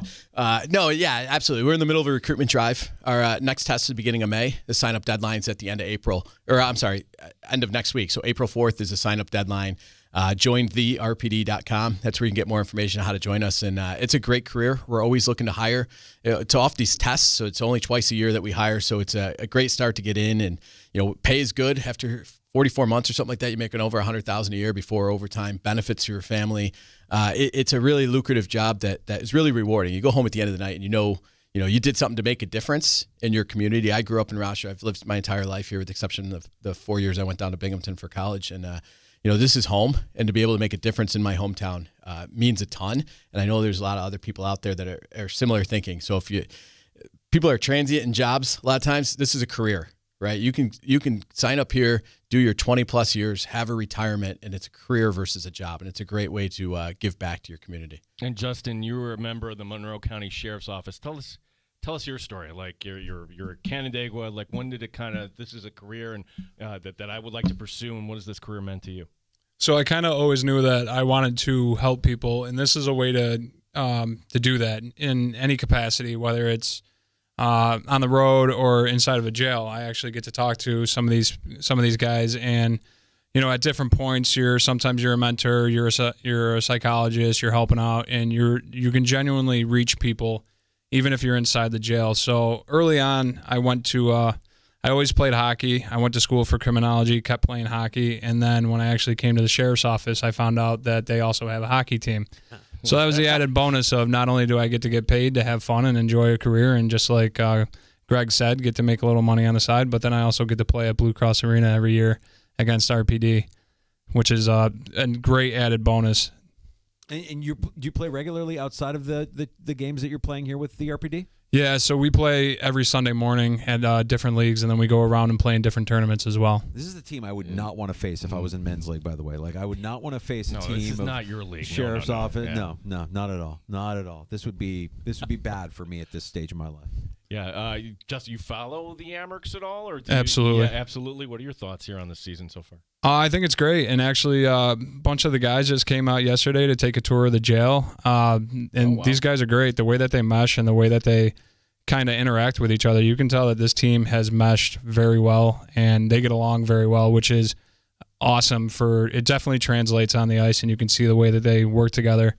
We had a couple guys who came they left with a brand new nickname. Jack Rathbone is now Mr. Gums, which was given to him by a gentleman inside the facility. So if we can make a couple posters rooting on Mr. Gums, that'd be great. Wow. We have Mike Leone on with us every Tuesday. We're going to have to play that back. You have a guy, Mr. Gums. So we'll reinforce that. We'll make sure that Coach is behind that as well. Yeah, it really came from Jack's missing his two front teeth, which is quite the hockey look. But I think some of the guys inside were a little surprised by that. I wouldn't be surprised by that. That's hockey.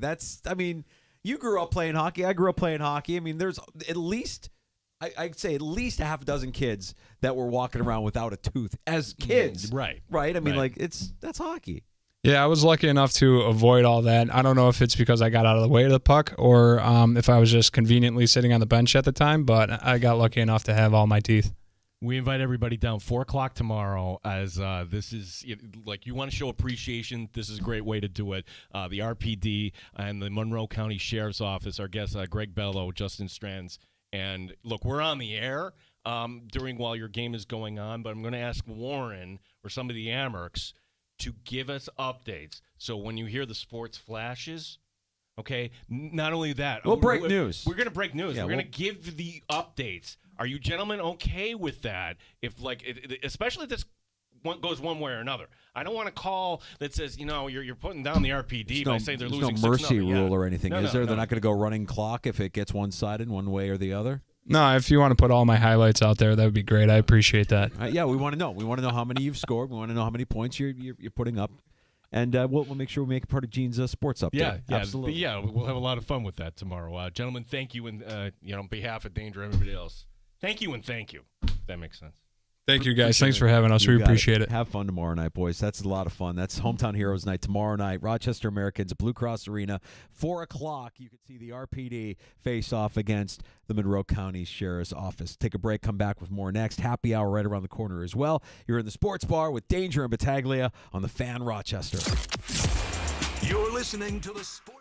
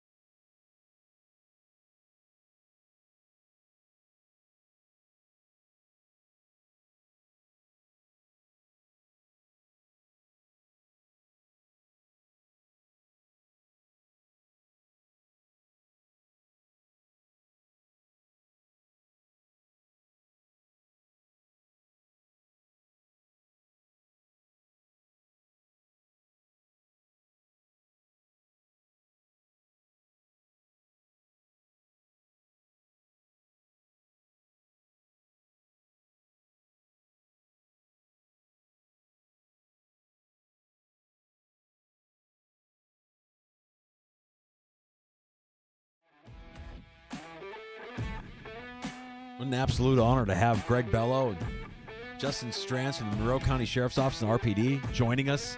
Hometown Heroes Night tomorrow night at Blue Cross Arena. And a big thank you to them. Thanks to Warren for setting that up and having them come in here as well. Yeah, it was a lot of fun. And talking with them just during the break, learned that a lot of the Amherst went down to both support the Monroe County Sheriffs and the RPD. Just kind of a little outing that took place yesterday. So Mr. Gums, I believe, Gums. is what we have. Rathborn. Yeah. We gotta play that for Coach Tuesday. Like, hey, do you know you're one of your team? I think one of your guys has a new nickname. Yeah, Mr. Gums. Mr. Gums. Picked it up touring the facility there at the Monroe County Sheriff's Office. Love it. That's tomorrow, 4 o'clock, before the Amherst take the ice at 7. We'll have that action for you here on the Fan Rochester. And we'll give you updates on the RPD Monroe County Sheriff's Office face-off before the Hometown Heroes matchup. Yep. So they'll we'll keep you updated on that. And again, and just to kind of echo that, just thank a cop. Yeah. A pretty small gesture, right? Yeah. Pretty small gesture. Doesn't cost you anything. Don't have to go out of your way. You see one, thank them. That's it. Pretty easy. Let's see. What do we got here? We have opening day, Major League Baseball. Your Mets are down 1-0 I know. to the Astros. If you want, I can flip it back to the Yankee game. Do we know what the score is over there between the Yankees and Yankee game Brewers? still remains 2-1 New York. Okay. That is in the top of the 6. Orioles are up on the Jays 6-2. The Red Sox trailing the Texas Rangers 1-0. And you know what? Let's look up Paul Skeen's numbers so far. Paul Skeen's pitching today. Oh, he 2 perfect innings here. No hits, no walks, 4 strikeouts already. Did you see what Paul Skeens rolled up to the ballpark in? He had a tie with the skull and crossbones, like a Pirates tie. And seeing that dude walk up with that kind of swagger, 20 strikeouts. That's I think you set the bar at 20. He's going to strike out everybody today. The guy's amazing. Go ahead and trade him now. You're never going to be able to afford that guy, Pittsburgh. Just trade him now. Well, I'm looking at the rest of this team. I'm like, wait, Tommy Pham is leading off for the Pirates. That's okay. Andrew McCutchen is still around. He's your DH today. Some of these other guys. Kiner Falefa, remember the old ex-Yankee? Yeah, he's starting at shortstop. Doesn't seem to be much help in Pittsburgh. No. Trade Skeens now, get some help. That's what I'm saying. Yeah. Build something. You can still build something there. It's not too late. We've got Sweet 16 basketball tonight as well as all the Major League Baseball action, games that actually count in Major League Baseball. And tonight in the tournament, you've got a storyline and undercurrent with one of the teams who might have a coach exiting, rumors while his team is in the Sweet 16 that he's going to jettison himself to another program. Well, he hasn't squashed this. And when you don't squash a rumor, then you're kind of letting it grow and spread. And ultimately, I'm wondering if that's going to doom his Maryland team. Talking about Kevin Willard, head coach. Maryland's been a fun story in college basketball. They really have. Everybody down there kind of getting around that. Maryland, of course, if you don't pay close attention, they left for the Big Ten years ago. But Willard has griped about Maryland's lack of NIL spending. And he also said that, okay, there's also another storyline that the AD, kind of saying the same thing, the AD at Maryland, his name's Damon Evans, bolted for SMU. So his boss is gone over this issue that we don't have the resources to do our job. You have this story then out of Philadelphia where I still think Villanova is a great job. Jay Wright, and then bringing back a former assistant who previously was at Fordham and Cal Neptune did not work. Neptune fired after 3 years. That's not a job where you're going to bring in somebody to cut their teeth. Villanova is rumored to already have a deal with Kevin Willard. They're still playing Maryland tonight. Right. They're playing Florida tonight. Would that deal be in place if Maryland doesn't have a buzzer beater and loses to a 12 seed to not be in the Sweet 16, to not advance? I wonder if that deal is still in place. Well, and the more I think about this, if all the players are in this environment that they're all year to year, where like you go back 5-10 years, you would think this would have a major impact on Maryland tonight. Oh my gosh, coach is leaving. What does this mean for me? Oh no. Nope. And then you get blown out. Nope. These kids might be mentally tough. Can you imagine a Final Four where you know one of the head coaches is leaving? This is what I don't like about college basketball right now. I know I'm not alone on that. I mean, he's got an exit. Let's face it, Florida's probably going to win tonight, right? You'd say the 1 seed would advance, and Maryland would exit the tournament, you've got a built-in excuse. Oh, well, I was ready to go. I mean, you're ready to go. You're already taking this job, and like the players don't know that. It certainly seems like if the AD already left, if you've already gone on record saying we need to step up our NIL game, you don't think in Philadelphia with Villanova they've got boosters there that are willing to write checks? And would you like Calipari to advance past Texas Tech later on tonight? I do not. End of the road? Yeah, here's why. And for no other reason that, well, Texas Tech plays good defense, so I read. Okay. But I'm looking at the line, and Arkansas is getting 5.5, and that looks like kind of like a gimme, right? Like, oh my gosh, they'll at least keep it close. Why wouldn't you do that? Well, it's almost like they're pointing in the direction of putting money on Arkansas. Like Vegas knows that Texas Tech is the better team. Vegas knows. Yeah. Nate Oates get by BYU tonight? I think so. It's funny how, like, Alabama was, we're going to, including myself, I fell in that trap. They're going to lose to St. Mary's. And nope, here they are. And BYU, a team that is not going to be their last time in the Sweet 16. No. If they're paying somebody $7 million next year. They're buying players. They'll be fine. And then Duke, Arizona, I mean, I would say, given what we have with those Cinderella, that would be an upset if Arizona were to take down Duke, obviously. That's the biggest line tonight, 9.5 for Duke. Cooper Flagg going to be the best NBA player ever produced by the University of Duke. Ooh. Who would be then? Grant Hill? Or Leitner. We look past Leitner. Yeah, I think when you look at Leitner's NBA career, it just didn't really live up to the greatness of his college career. Hill was good. But he was hurt. Yeah.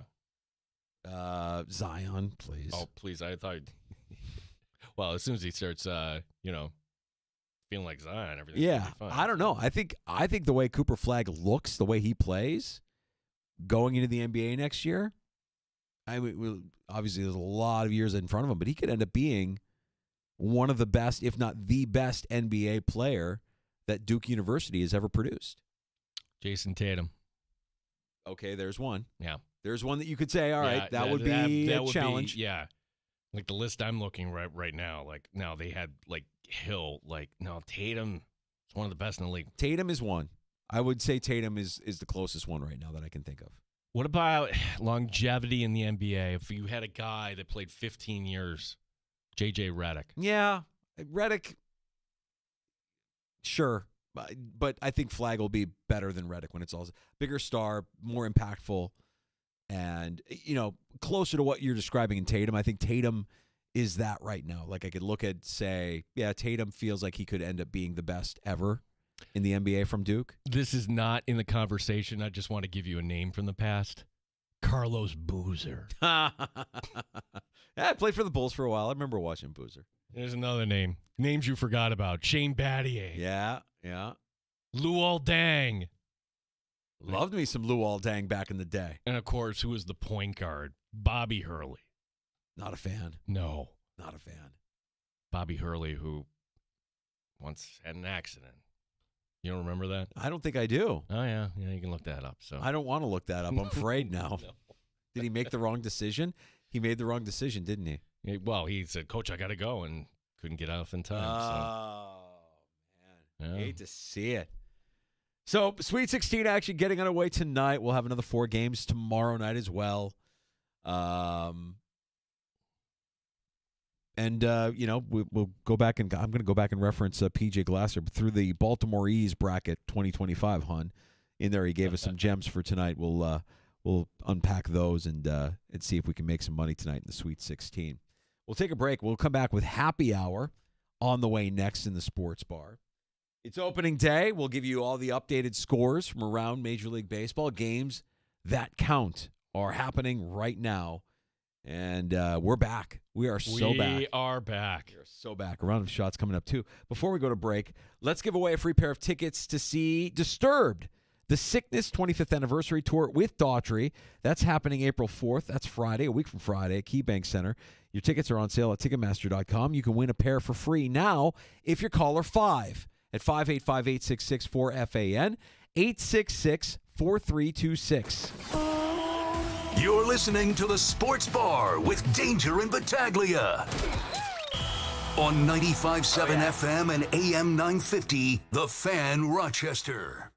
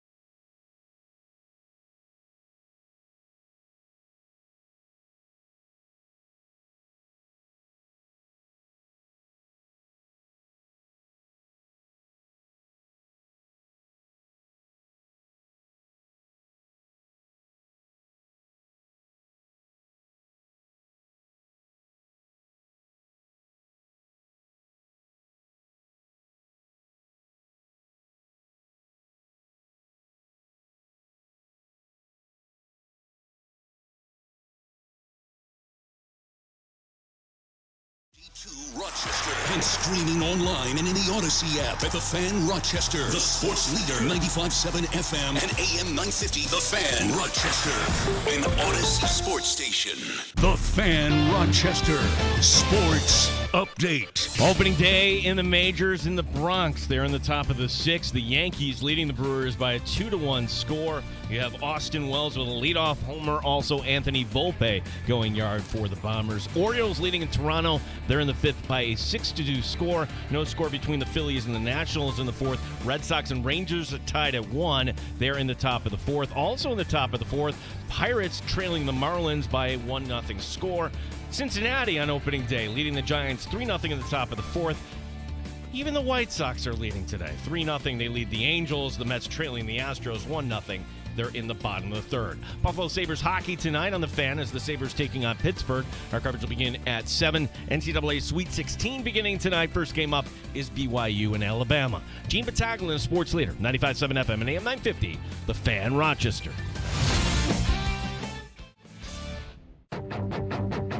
The Sports Bar with Danger and Battaglia. Mike Danger Baseball is back! Let's go, Mets.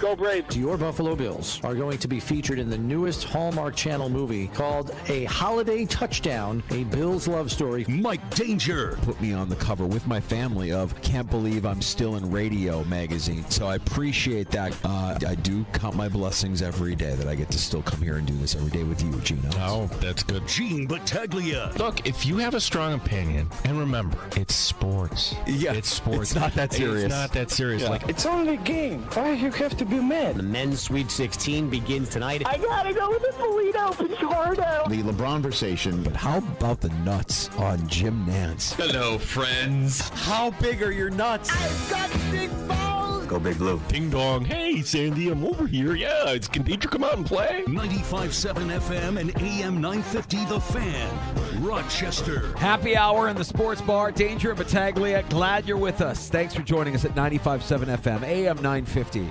The Fan Rochester and the free to download Odyssey app. You can even check us out on YouTube. We're streaming on our channel, The Fan Rochester, streaming on Twitch at The Fan Rochester as well. I'm Danger. That's Battaglia. It's opening day. In that spirit, Gino, can I run some opening day moves by you, courtesy of our friends from Could Be The Move? I saw these cross my feed, and I just want to get your verdict on whether or not these would be moves that you should try to apply when starting a new Major League Baseball season. Okay, go for it. Watching Sandlot in full uniform while having a dugout night with your friends. Nostalgic. What do you think? If you like cosplay, sure, but for most of us, no. Calculating your WAR in slow pitch softball. How would you go about that? If you could show me a way, yes. Charging the mound in a wiffle ball game to assert your dominance. Oh, without question. No question. That's question. a move. Yeah, absolutely. This is more visual. Let's say you have, this guy, it looks like they have Dodgers.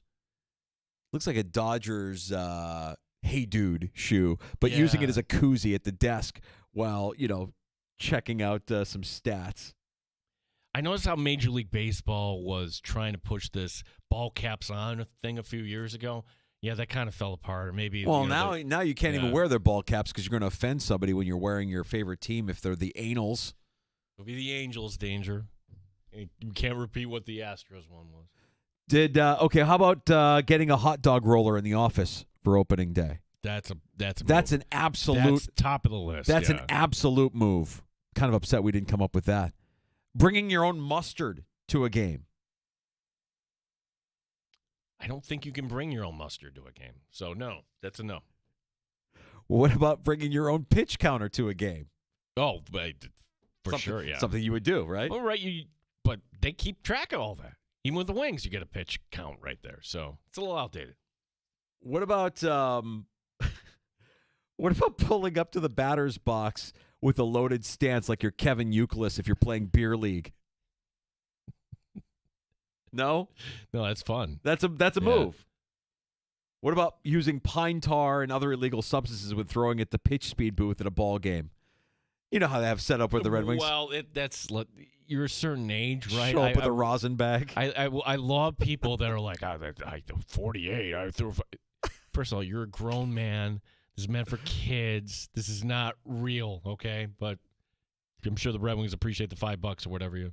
Can I get a verdict on saying that was a great meeting? While watching a baseball game, anytime your team brings out the manager to meet with the pitcher on the mound, just to show some optimism and team spirit, even when you have no idea what they were talking about. How about for those of us that go to the cheap seats? Right field line, 40 rows up, close pitch, gets called ball. You didn't even see it. You have the worst view of home plate in the stadium, and you scream out, "Where'd that miss?" I like this one. I might actually institute this one. Opening day moves. Keep a baseball in the cup holder of your car next to the driver's seat. Work on pitching grips when cruising to and from work, because you never know when the nearest men's league needs a shutdown closer. Opening day is back, baby. We're back. See that? Try to practice the knuckler. There's got to be something like right. You never done that? Yeah, of course. Yeah. You just keep the ball right there in the cup holder. You constantly work on your grip while you're cruising 490. Today being opening day, May 1st. Don't think I haven't circled that date on my calendar. I will be doing the show, I don't know, either with Dandelion or Tim or something that day. Danger will be out. He will be at Citi Field for the matinee, which, number one, I want you checking in, even though you might be I'll check in. Few high seas into it. You know what the thing is? I know my limits. I've developed a tolerance in my 50 years. I think I'll be okay. Well, half the time on the air, you don't know. Right. That's the beauty. Like when Danger does I the think show. all of us are a little bit better when we're just slightly altered. I'm not saying full-blown pass out hammered. I'm saying, just slightly altered. Disagree. Slightly. I would say, though, I'm curious if you get swept up in the moment, surrounded by thousands of Met fans. It's an opponent you don't care about. You don't care about Arizona. No. Will I get swept up in the moment? I'm going to enjoy my time. I'm absolutely going to enjoy my time. I will get swept up in the moment. If you think I'm going to come back a Mets fan, you're wrong. But I will enjoy my time at Citi Field. I will enjoy my time watching your team hopefully beat the Diamondbacks. I'm not going to root against the Mets while I'm there. Part of me was hoping that on Friday when I go down to the city, a week from tomorrow. That would be a week from tomorrow. That is the opening day for the Mets, and I will not be going. Part of me was What happened? hoping, Come on, you're there. You should have made this work. Marriage, ladies and gentlemen. Marriage. Continuous negotiation. Marriage. You're not going to opening day. What are you doing, Gene? We're going to the Museum of Modern Art, Danger. Part of me was hoping, the executive producer is going to realize now. Let's go to opening day, and we could do the museum some other time. There's only one opening day a year. Well, that's a good point. Seeing that I'm kind of leaving the city, she can go fend herself there on Saturday while I'm at Blondie's. Then, on Saturday. What's Blondie's? What are you doing at Blondie's? What's that? That's a sports bar on the Upper West Side. Yeah, what are you doing if you say so, but what are you doing there? To diffuse the situation here, Monica calls it the League of Dorks. Nerd! League of Dorks.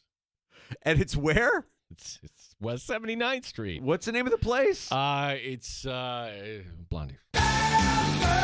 Ladies and gentlemen, welcome to Blondie's, and we welcome in our guests, the League of Dorks. There in the back room. The champagne room is open. Don't forget to say hi to Cinnamon on stage 4. Cinnamon, stage 4. That's fun, dude. You know what? Laugh because you're going to be like kind of having can't say a guy's weekend. You're doing this midweek. You're having a guy's event. What if you're during your guy's event? Because I'm assuming you're not flying back. What, you talking about Thursday, Friday when I'm in New York City for the Mets? Right. Yeah, we're there. I'm there one night. No, 1 night, 2 nights. No, 1 night. I have a late flight on Friday. 1 night, Thursday night. You should go to Blondie's during the day. Anytime. I know that Thursday night after the Mets game, we've got reservations at a steak and bourbon joint. We're not going to the really Fort Charles is the one that is impossible to get into. We wanted to go to Fort Charles. We were going to try and weasel our way into Fort Charles. Couldn't get into Fort Charles. Yeah. Don't have that much pull in the city. Trying, really you're trying my hard. Danger. I'm trying really hard. Don't have that kind of pull.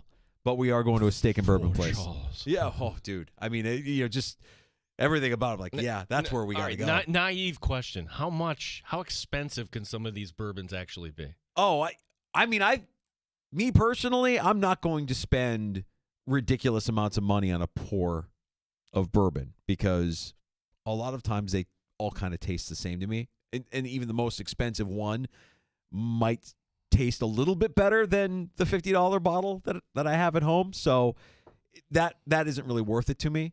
I mean, if I find a good bottle and I'll pay for a good bottle and hold on to it and enjoy it with people that I know will also enjoy it. But yeah, if you're asking me if I'm going to spend $250 for a pour of bourbon, I will not. Okay, like $250. Can this go into the thousands of range? Yeah. Yes. So, yeah. Yes, it can. Yes, it can. And no, I will not. No, I will not. Yeah, I'm going to test my age here over the course of the next 6 weeks or so, Gino. I mean, there's stamina is going to be tested. Fatigue is going to be a factor. We're going to power through it. And I actually feel invigorated that today is opening day because seeing baseball makes me feel like, okay, we're back. We're back. Winter's over. I'm going to, let me get the garage in order. Let me get the projector up. Let's get to some step in here. Let's go. Tap the brakes on that because, just wait just a little bit. But, use of the man plow again, I think is in serious I don't think question. that's happening. I'm saying it right now, Gino. March 27th, no more man plow. No, it's done. It's done. And if it does happen, you can go ahead and blame me. It ain't happening. Not happening, folks.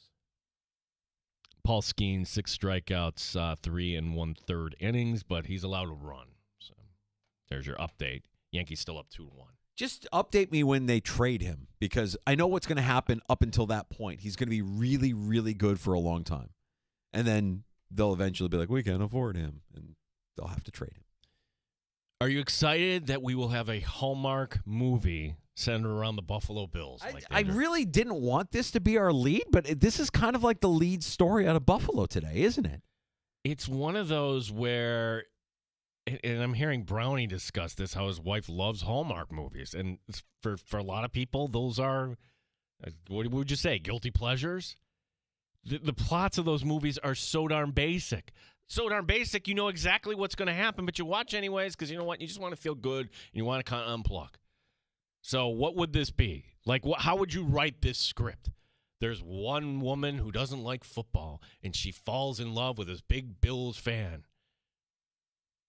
What possibly could keep your interest here? I got to tell you, I know you're going to be shocked by this. I've never watched a Hallmark movie. Never. I know that they're schlocky and cheesy and sometimes poorly acted and everybody has to work. Actors have to work too. So the actors that we maybe grew up on that were childhood actors that are now in all the Hallmark movies are like, oh, that's a name I might remember or recognize. But yeah, I really don't know. I know that I remember hearing that the Chiefs had one a couple of years ago, right? It was just last year, and it was called exactly what this is going to be called this for the Bills, except replace the word Bills with Chiefs. Touchdown, a Chiefs love story.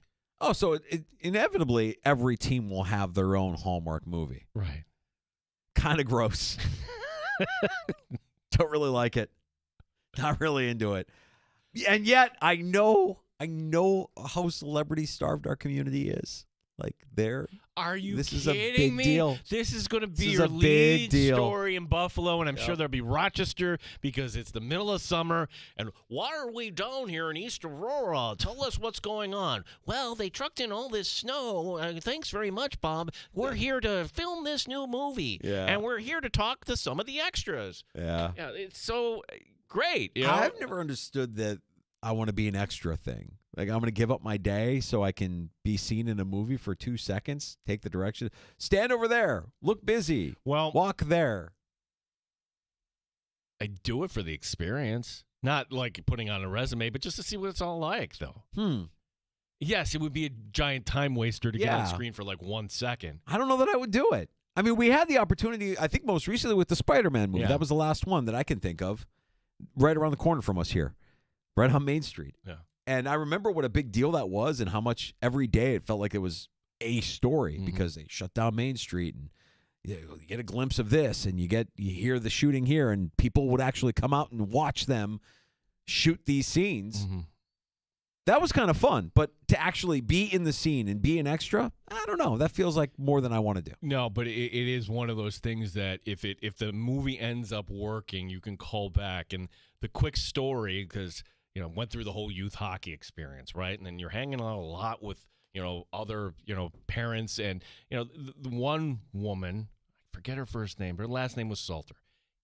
Anyhow, she's telling the story how she was an extra in that movie Buffalo 66. I'm like, get out of here. And then sure enough, like you go back, it's like, whoa, that is you in the movie. And it's like you're just a brief line or whatever, but it's just normal people. You wouldn't want like just like a one line sort of thing. We talked to Mike Catalan at 13 Wham, and I guess Jenna Cottrell's already like, I want to be the reporter here. She should get that. Yeah. She should get that. She would be great. And you mentioned that in the Chiefs Hallmark movie, one of our regulars, Alex Gold from 96.5 The Fan in Kansas City, was an extra. Yeah, he's just walking down the street. Like, no line, no nothing, but here he is. Just walking down the street. Yeah. Not for me. I'll just put it at that. I'd rather have the baseball in my cup holder, working on my grip, driving on 490. That one, I mean, I'm excited that we have this. I'm sure it'll be, it's a big deal for Buffalo. Kidding? No. So big a deal, like they'll rent out Shays or something, right? It's the world premiere of Touchdown, a Bills love story.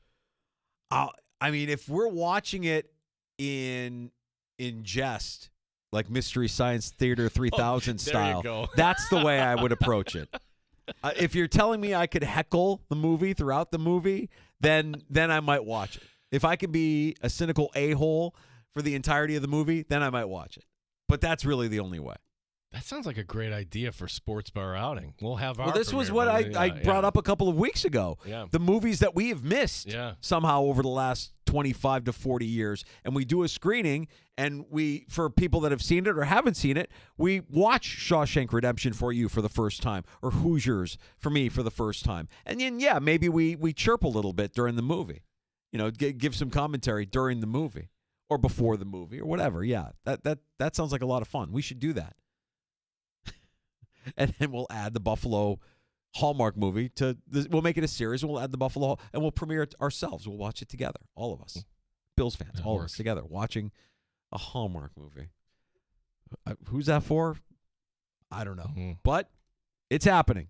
And that's really what we have today on the Buffalo Bills. That was the big Bills story of the day. That we've reached the time of year. Okay, let's get going into the draft. It was a fun Bills conversation when Mick Catalan was filling in for Dan Fates, who lost his voice, which kind of hard to do an interview when you can't talk. So we wish Dan a speedy recovery there. And what happens with Douglas? What happens?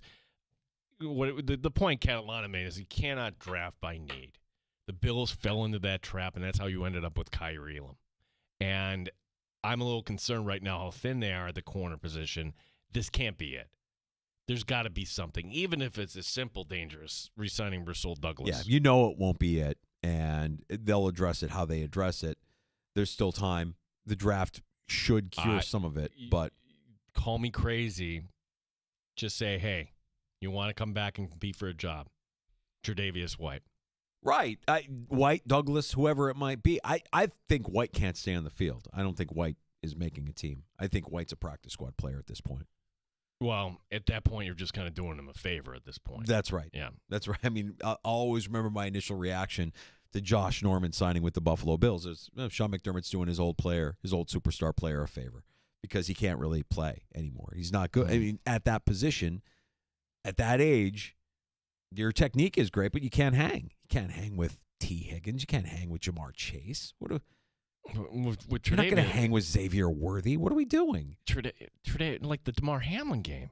Like, oh no, they're picking on Tre'Davious White. How that game was going to go terribly sideways. Right. I remember that was a T. Higgins touchdown. I want to say over Tre'Davious White, who's always had his problems with the Bengals. So that could happen, I suppose, but it wouldn't excite me. It would just be, all right, well, you got to get to 90, I suppose. You got to get to 90 guys for training camp. But is that guy making the team? I'd say Douglas has a better chance of making the team than Trey White does, even though Douglas, I want to say, is older. Oh, yeah, he is older. Yeah. Yeah, Douglas will be 31, which I give him credit. But if they're going to be playing more man, and we think they are, is really Douglas the fit?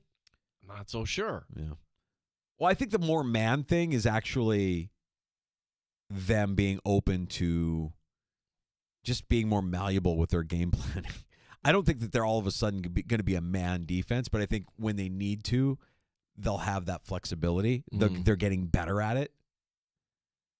I don't know. I mean, I think that there's a little bit of give with Sean McDermott as far as how he's worked this defense, and we've seen it. But the base is still the base, and they're still going to try to be as core, I think, and fundamental as they've always been. We got to get to a round of shots next on the Fan Rochester. We had a firing today in the NHL, which that's always interesting. College basketball tonight, but we got this other storyline that's really hanging over one of these teams, so much so, like, kind of, I think, leaves a stain on the sport, but you be the judge on that. We'll get you an updated baseball scoreboard here as well. And the NFL owners meetings, Danger, and there's one thing on the agenda where I'm like, wait a second, why? Why are we doing this? Oh, that's because they're aliens. Mm-hmm. I think personally it's a little creepy. Okay. I'll let you decide. We're going to explore some alien behavior. Billionaire owners meeting this weekend on behalf of the NFL. A round of shots on the way, and don't forget about Last Call, where you can have the final word in the sports bar by calling 585-866-4FAN, 866-4326. You're listening to the Sports Bar.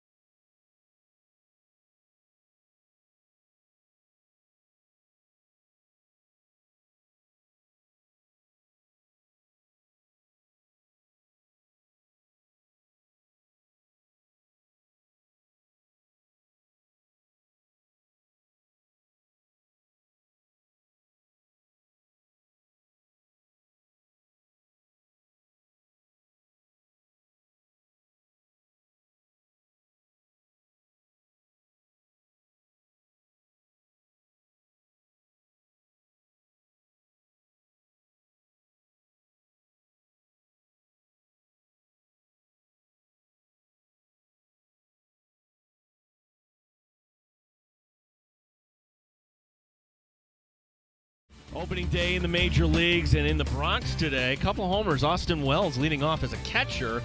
Gets the home run. Also Anthony Volpe with a home run. They go to the middle of the 7th. Yankees leading the Brewers by a 2-1 score. Also in the 7th, it's the Orioles leading Toronto 6-2. Washington's up 1-0 on Philadelphia in the 6th. Rangers and Red Sox tied at 2 in the 5th. Pirates have gone up on the Marlins by a 2-1 score. Reds up on the Giants 3-2. It's also the Mets trailing the Astros 3-0. They're at the end of 4. Padres up on the Braves. They're in the top of the 4th. If you're so inclined, we have Buffalo Sabres hockey tonight. Buffalo hosting Pittsburgh. Our coverage will begin at 7 o'clock. NCAA Sweet 16 also beginning tonight. First game on the docket, BYU taking on Alabama. Gene Battaglia, the sports leader, 95.7 FM and AM 950, The Fan, Rochester. The sports leader, 95.7 FM, and streaming online at thefanrochester.com and the Odyssey app. This is The Fan, Rochester. Happy hour continues. Opening day in Major League Baseball. You're in the sports bar with Danger and Battaglia. It is time for a round of shots. You know, if your team is only 1 point ahead of the Buffalo Sabres for last place in the Eastern Conference, can we say it's a fireable offense? Well, indeed, today the Philadelphia Flyers fired their head coach, former Amerks head coach John Tortorella, losing his job. Brad Shaw will take over on an interim basis as head coach. Torts had 1 year, $4 million left on his contract, so the rebuild continuing in Philadelphia. Am I crazy for thinking? No. Why not? Yes. Why not? Why not? I mean, what do you want Torts to do? What do you want Torts to be? Why not at this point? Holy cow. You think Torts would have been okay with, here's Tage Thompson getting laid out? I don't think Lindy Ruff was okay. But he didn't do anything. But the players didn't do anything. So Lindy clearly, like every coach prior to him during the drought, hasn't gotten through to these guys. They're just not that. They're not wired properly. Well, I've come to the conclusion Lindy's back next year. Yeah. And so is everybody. Yeah. So is Kevin Adams, because the owner doesn't want to pay 3 coaches at one point. Can you imagine? What a dysfunctional mess. What an unserious franchise that we're even discussing. Maybe they should fire this guy who just won his 600th game with the franchise and bring in Torts because he just got let go for being bad in Philadelphia. Do you realize that the owner, Terry Pegula, last time he talked to reporters about the Sabres, you have to go back to a Zoom call after he fired Jason Bottrill, where he gave we have to be lean and efficient, all that. Do you remember, it was a conversation we had with Paul Hamilton earlier this year, that he needed to be heard, that he needed a GM that made sure he was heard. Terry Pegula was heard. How's that working out for you? Sell the team. Tomorrow, Matthew Fairburn joins us. And we're not going to talk to him. He's covering the Sabres for The Athletic now. We're not going to talk to him about, hey, what do they do with UPL? Will Levi be the starter? Nope. We're not going to talk about the product on the ice. Talk about where this franchise is and where it could be going beyond the guys that are under contract to play at a high level that haven't been able to do it. Funny when I brought that up to Danger, his look gave me like, hey, tomorrow I'll talk Sabres. What? Why are we talking to Matthew Fairburn? Why? I mean, love Matthew Fairburn, but why are we talking Sabres? That didn't frame that properly. What? So he's got a piece in The Athletic. Yeah, picked up by the New York Times as well, that talking about where is this franchise heading. So that'll be a conversation you don't want to miss tomorrow. We didn't know about this yesterday. We talked to our Maryland guy, PJ Glasser, because certainly he follows Maryland basketball. Their head coach, Kevin Willard, apparently ready to leave for Villanova, which is noteworthy, seeing that Willard is coaching tonight. The Terps facing a 1 seed in Florida. Elsewhere in the Sweet 16, Alabama and BYU. Duke favored by 9.5 over Arizona. And then you have Arkansas, Texas Tech. Hard to call Arkansas a Cinderella when they're a 10. They play in the SEC. The 10-3 seeding matchup has Arkansas getting 5.5. Is he really coaching tonight?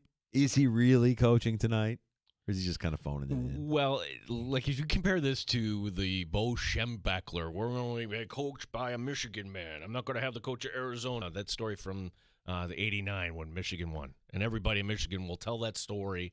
It's like your 85 Bears story. They relive that. You can't do that with Maryland because the AD also quit. The AD leaving for SMU over the same supposed story like, hey, we can't compete with the NIL. I wonder, though, in the world of college athletics now where you have over 1,000 kids in the transfer portal and all of them are looking for more opportunity or better opportunity, whether it's playing time or money, mostly money, coaches are kind of doing the same thing, it feels like.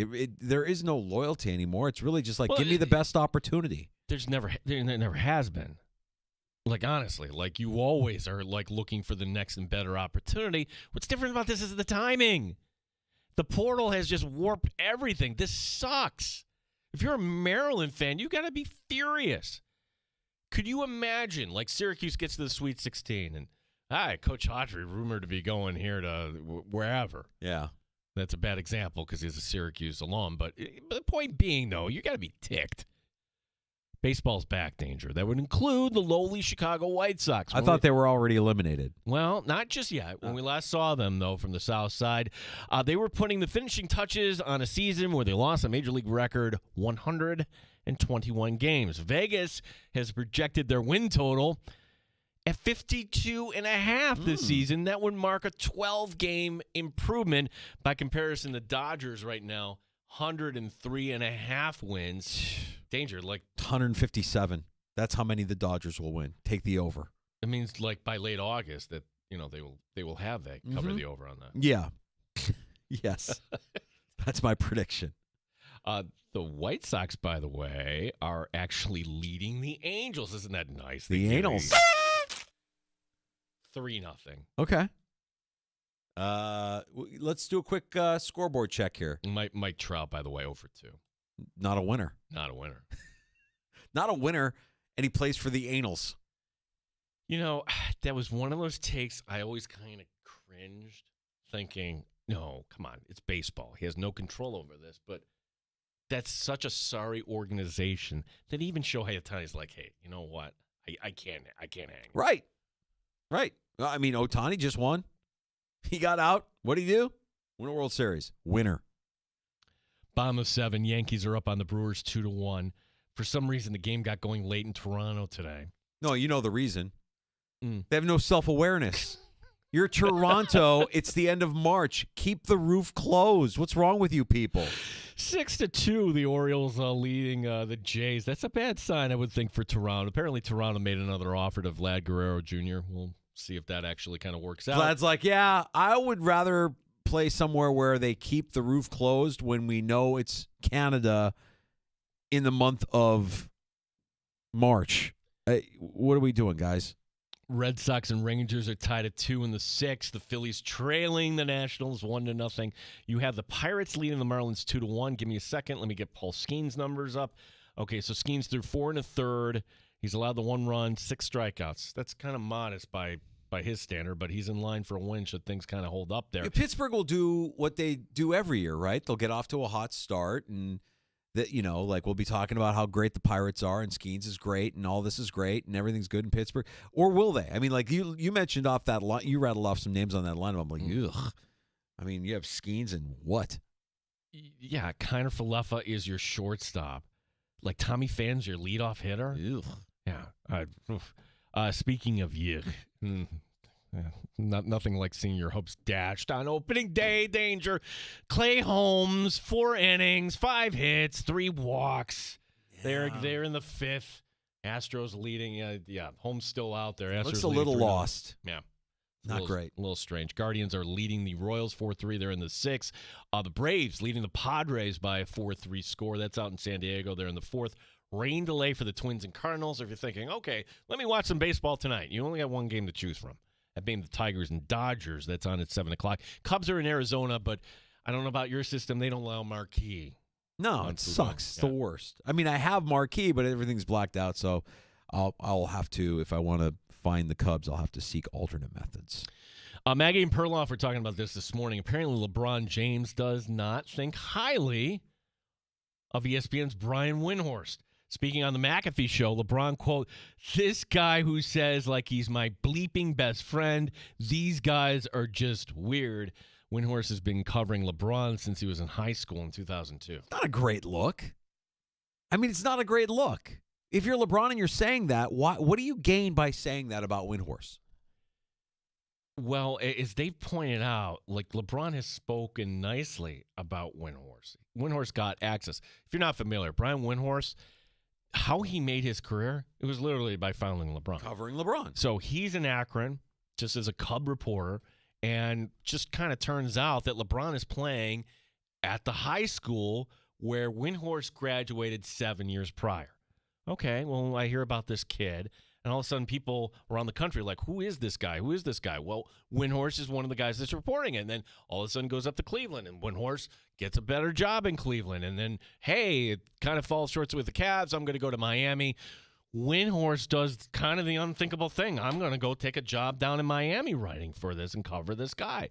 Followed LeBron, and it's done wonders for his career. But many of us think of just Brian Windhorst as the meme with the two finger pointers. I get that, but I mean, this is a guy that's spoken about you, written about you, followed you, and you're going to say these guys are just weird? He thinks he's my effing best friend? I feel like that's a bad look. I don't think that's something LeBron needs to say or should say. What do you gain by you're LeBron James? What do you gain by saying that? LeBron is getting passes. How he stared down Stephen A. publicly. It's ridiculous. You didn't need to do that. If you had a problem, I'm sure if you called Stephen A. and Stephen A. says, "Oh my gosh, this is LeBron James," you would have a conversation offline. Well, Stephen A., for what it's worth, is milking. I mean, like, the winner in this is ESPN. Yeah. ESPN is a big winner because now you've got LeBron on McAfee. You got Stephen A. on his own show. You got this back and forth. And if this is your sort of reality TV, this sort of drama, hey, good on you. I try not to judge. It's just not for me. I don't care. I mean, like, I don't know what Stephen A. said that was so wrong that got LeBron so fired up other than he was being critical of LeBron's son. And LeBron's son in the NBA, Stephen A. can be critical of LeBron's son. But as a father, I'm going to stand up. He crossed the line. Did he cross the line? Or was he just critical of your son who's in the NBA who doesn't belong in the NBA? Right. There's nothing wrong with that. The Lakers, by the way, 4-6 in their last 10. They're still hanging on to the 4th spot. I thought everything was going their way with Luka there and everything. The postseason is going to be a lot of fun. The West is going to be a lot of fun. I'm looking forward to following along with some of those series out West. No question. When I tell you this, I find this to be a little creepy. You be the judge here, Danger. Coming to talk in the NFL owners' meetings this coming weekend is none other than basketball star Caitlin Clark. Oh. Clark is going to speak to the NFL owners about flag football because that's what she's known for. Serena Williams will also be part of this panel discussion. All right, so it's less about flag football and more about female athletics, right? Right. I mean, you want the two biggest female athletes going. You could do worse than Caitlin Clark and Serena Williams. Doesn't this just feel like more than anything, it's just photo op for every owner? Just get a picture with Caitlin, get a picture with Serena. Just something they can add to their collection. Look, I'm all in favor, okay? Mind you, more opportunities for girls to play sports. The data is there. Yeah. It helps. Flag football is exploding by leaps and bounds around the state and everything. Who's funding it? The NFL. I get a release yesterday talking about how all these flag football teams are invited down to Ralph Wilson Stadium. Funny, do you do that with Section 5 football? I know you do it, the honors, the champs at the end, but at the beginning of the year, do you do that? I don't think so. I don't think that happens. I mean, no. Somebody can correct us, I'm sure. No, and it's we've talked about flag football. All of a sudden, colleges.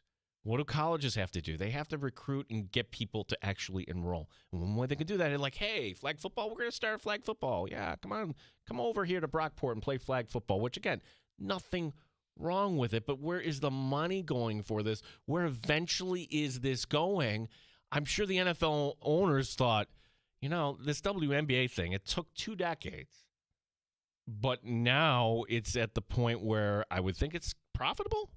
Yeah, can we should look into that. I'm not sure if it is yet or not, but I will say that for the NFL, there's nothing but upside if you can get a whole new segment of the population invested in your product. And that's what flag football has done. It's gotten girls who maybe were sort of into football, really into football, passionate about football, the way playing football, the way you and I played football when we were kids, and loving the game because we remember how it felt to play and how it felt to be a fan.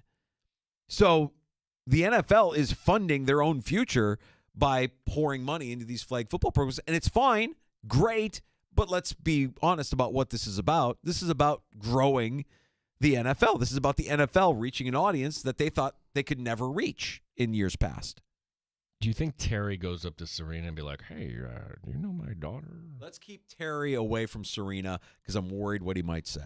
I really am worried about what Terry would say to Serena. He's just going to put his foot in his mouth. I think there's a reason why. You mentioned it earlier. We haven't heard him talk about the Sabres. We don't hear him talk about the... There's a reason why we don't hear him speak publicly, because I have a feeling a lot of times what he would say publicly would be a black eye on the organization, be bad for his business. I think it's probably best, that we haven't heard him speak. He made an off-color racist joke at the groundbreaking ceremony for the Harbor Center.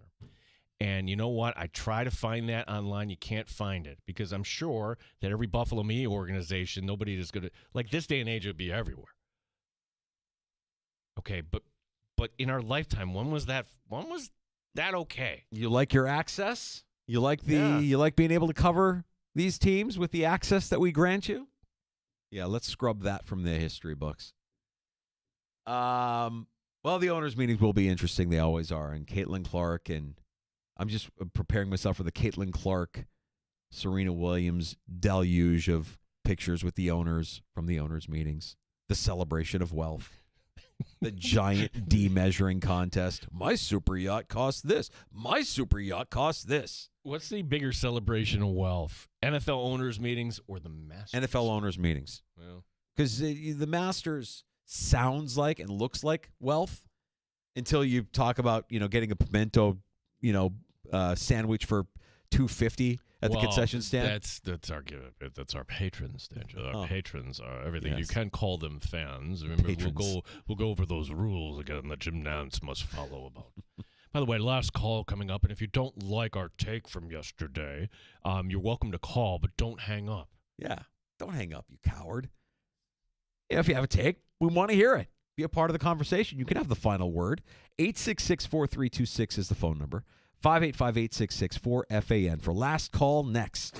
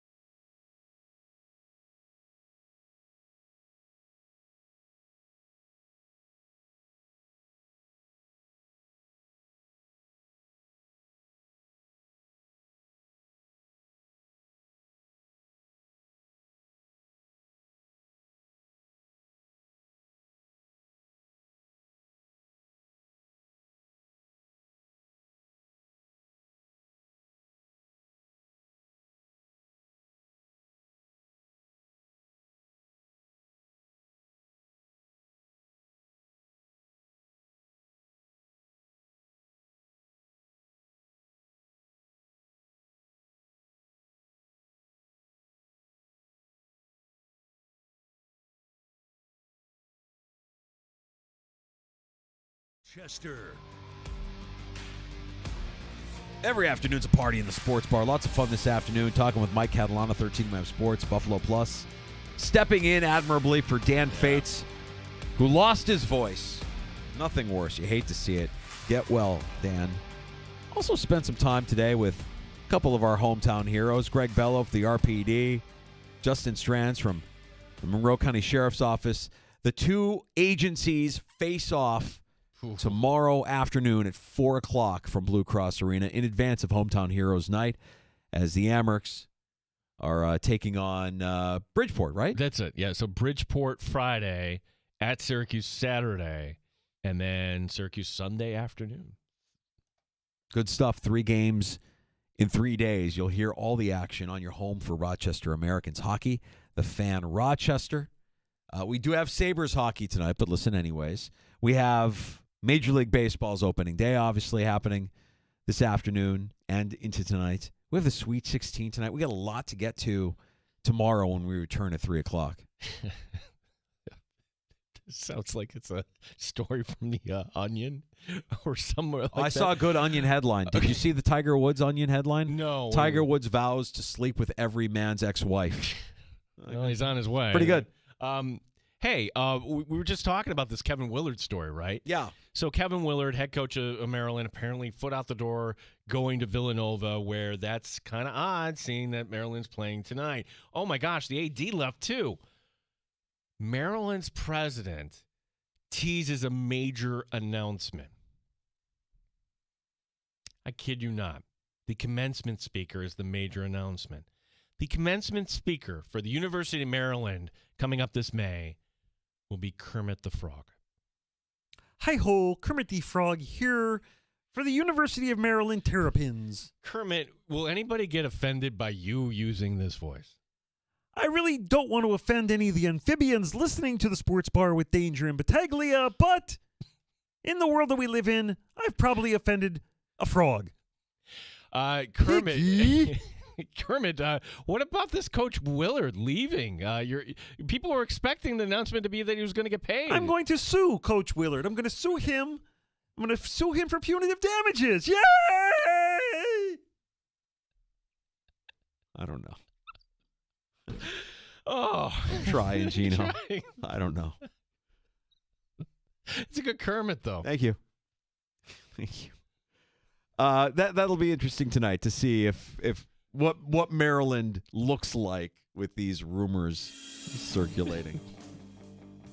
See if your Mets can mount a comeback here. Yankees still holding on? It's still 2-1. 2-1. Yeah. Sabres tonight, 7 o'clock. 7 o'clock, right? Yeah, Sabres tonight, 7? Yeah. Okay. But listen anyways. Right. Make sure you tell a friend to listen, too. If you missed Mike Catalana, 13 Wham Sports, Buffalo Plus. He joined us in the 3 o'clock hour. We have that for you wherever you get your podcast. Search out the Sports Bar wherever you listen to your shows. You'll find us there. If you missed any part of the show from this afternoon, you can go back in time with the Odyssey app. Rewind. Listen to any chapter of the show that you may have missed right now in the free-to-download Odyssey app. Have a great night. We're back tomorrow at 3 o'clock. We'll talk to Mutt at 3:25, Matthew Fairburn 4:25, JR Sport Brief next on the Fan Rochester. You're listening to the Sports Bar with Danger and Battaglia. 95.7 FM.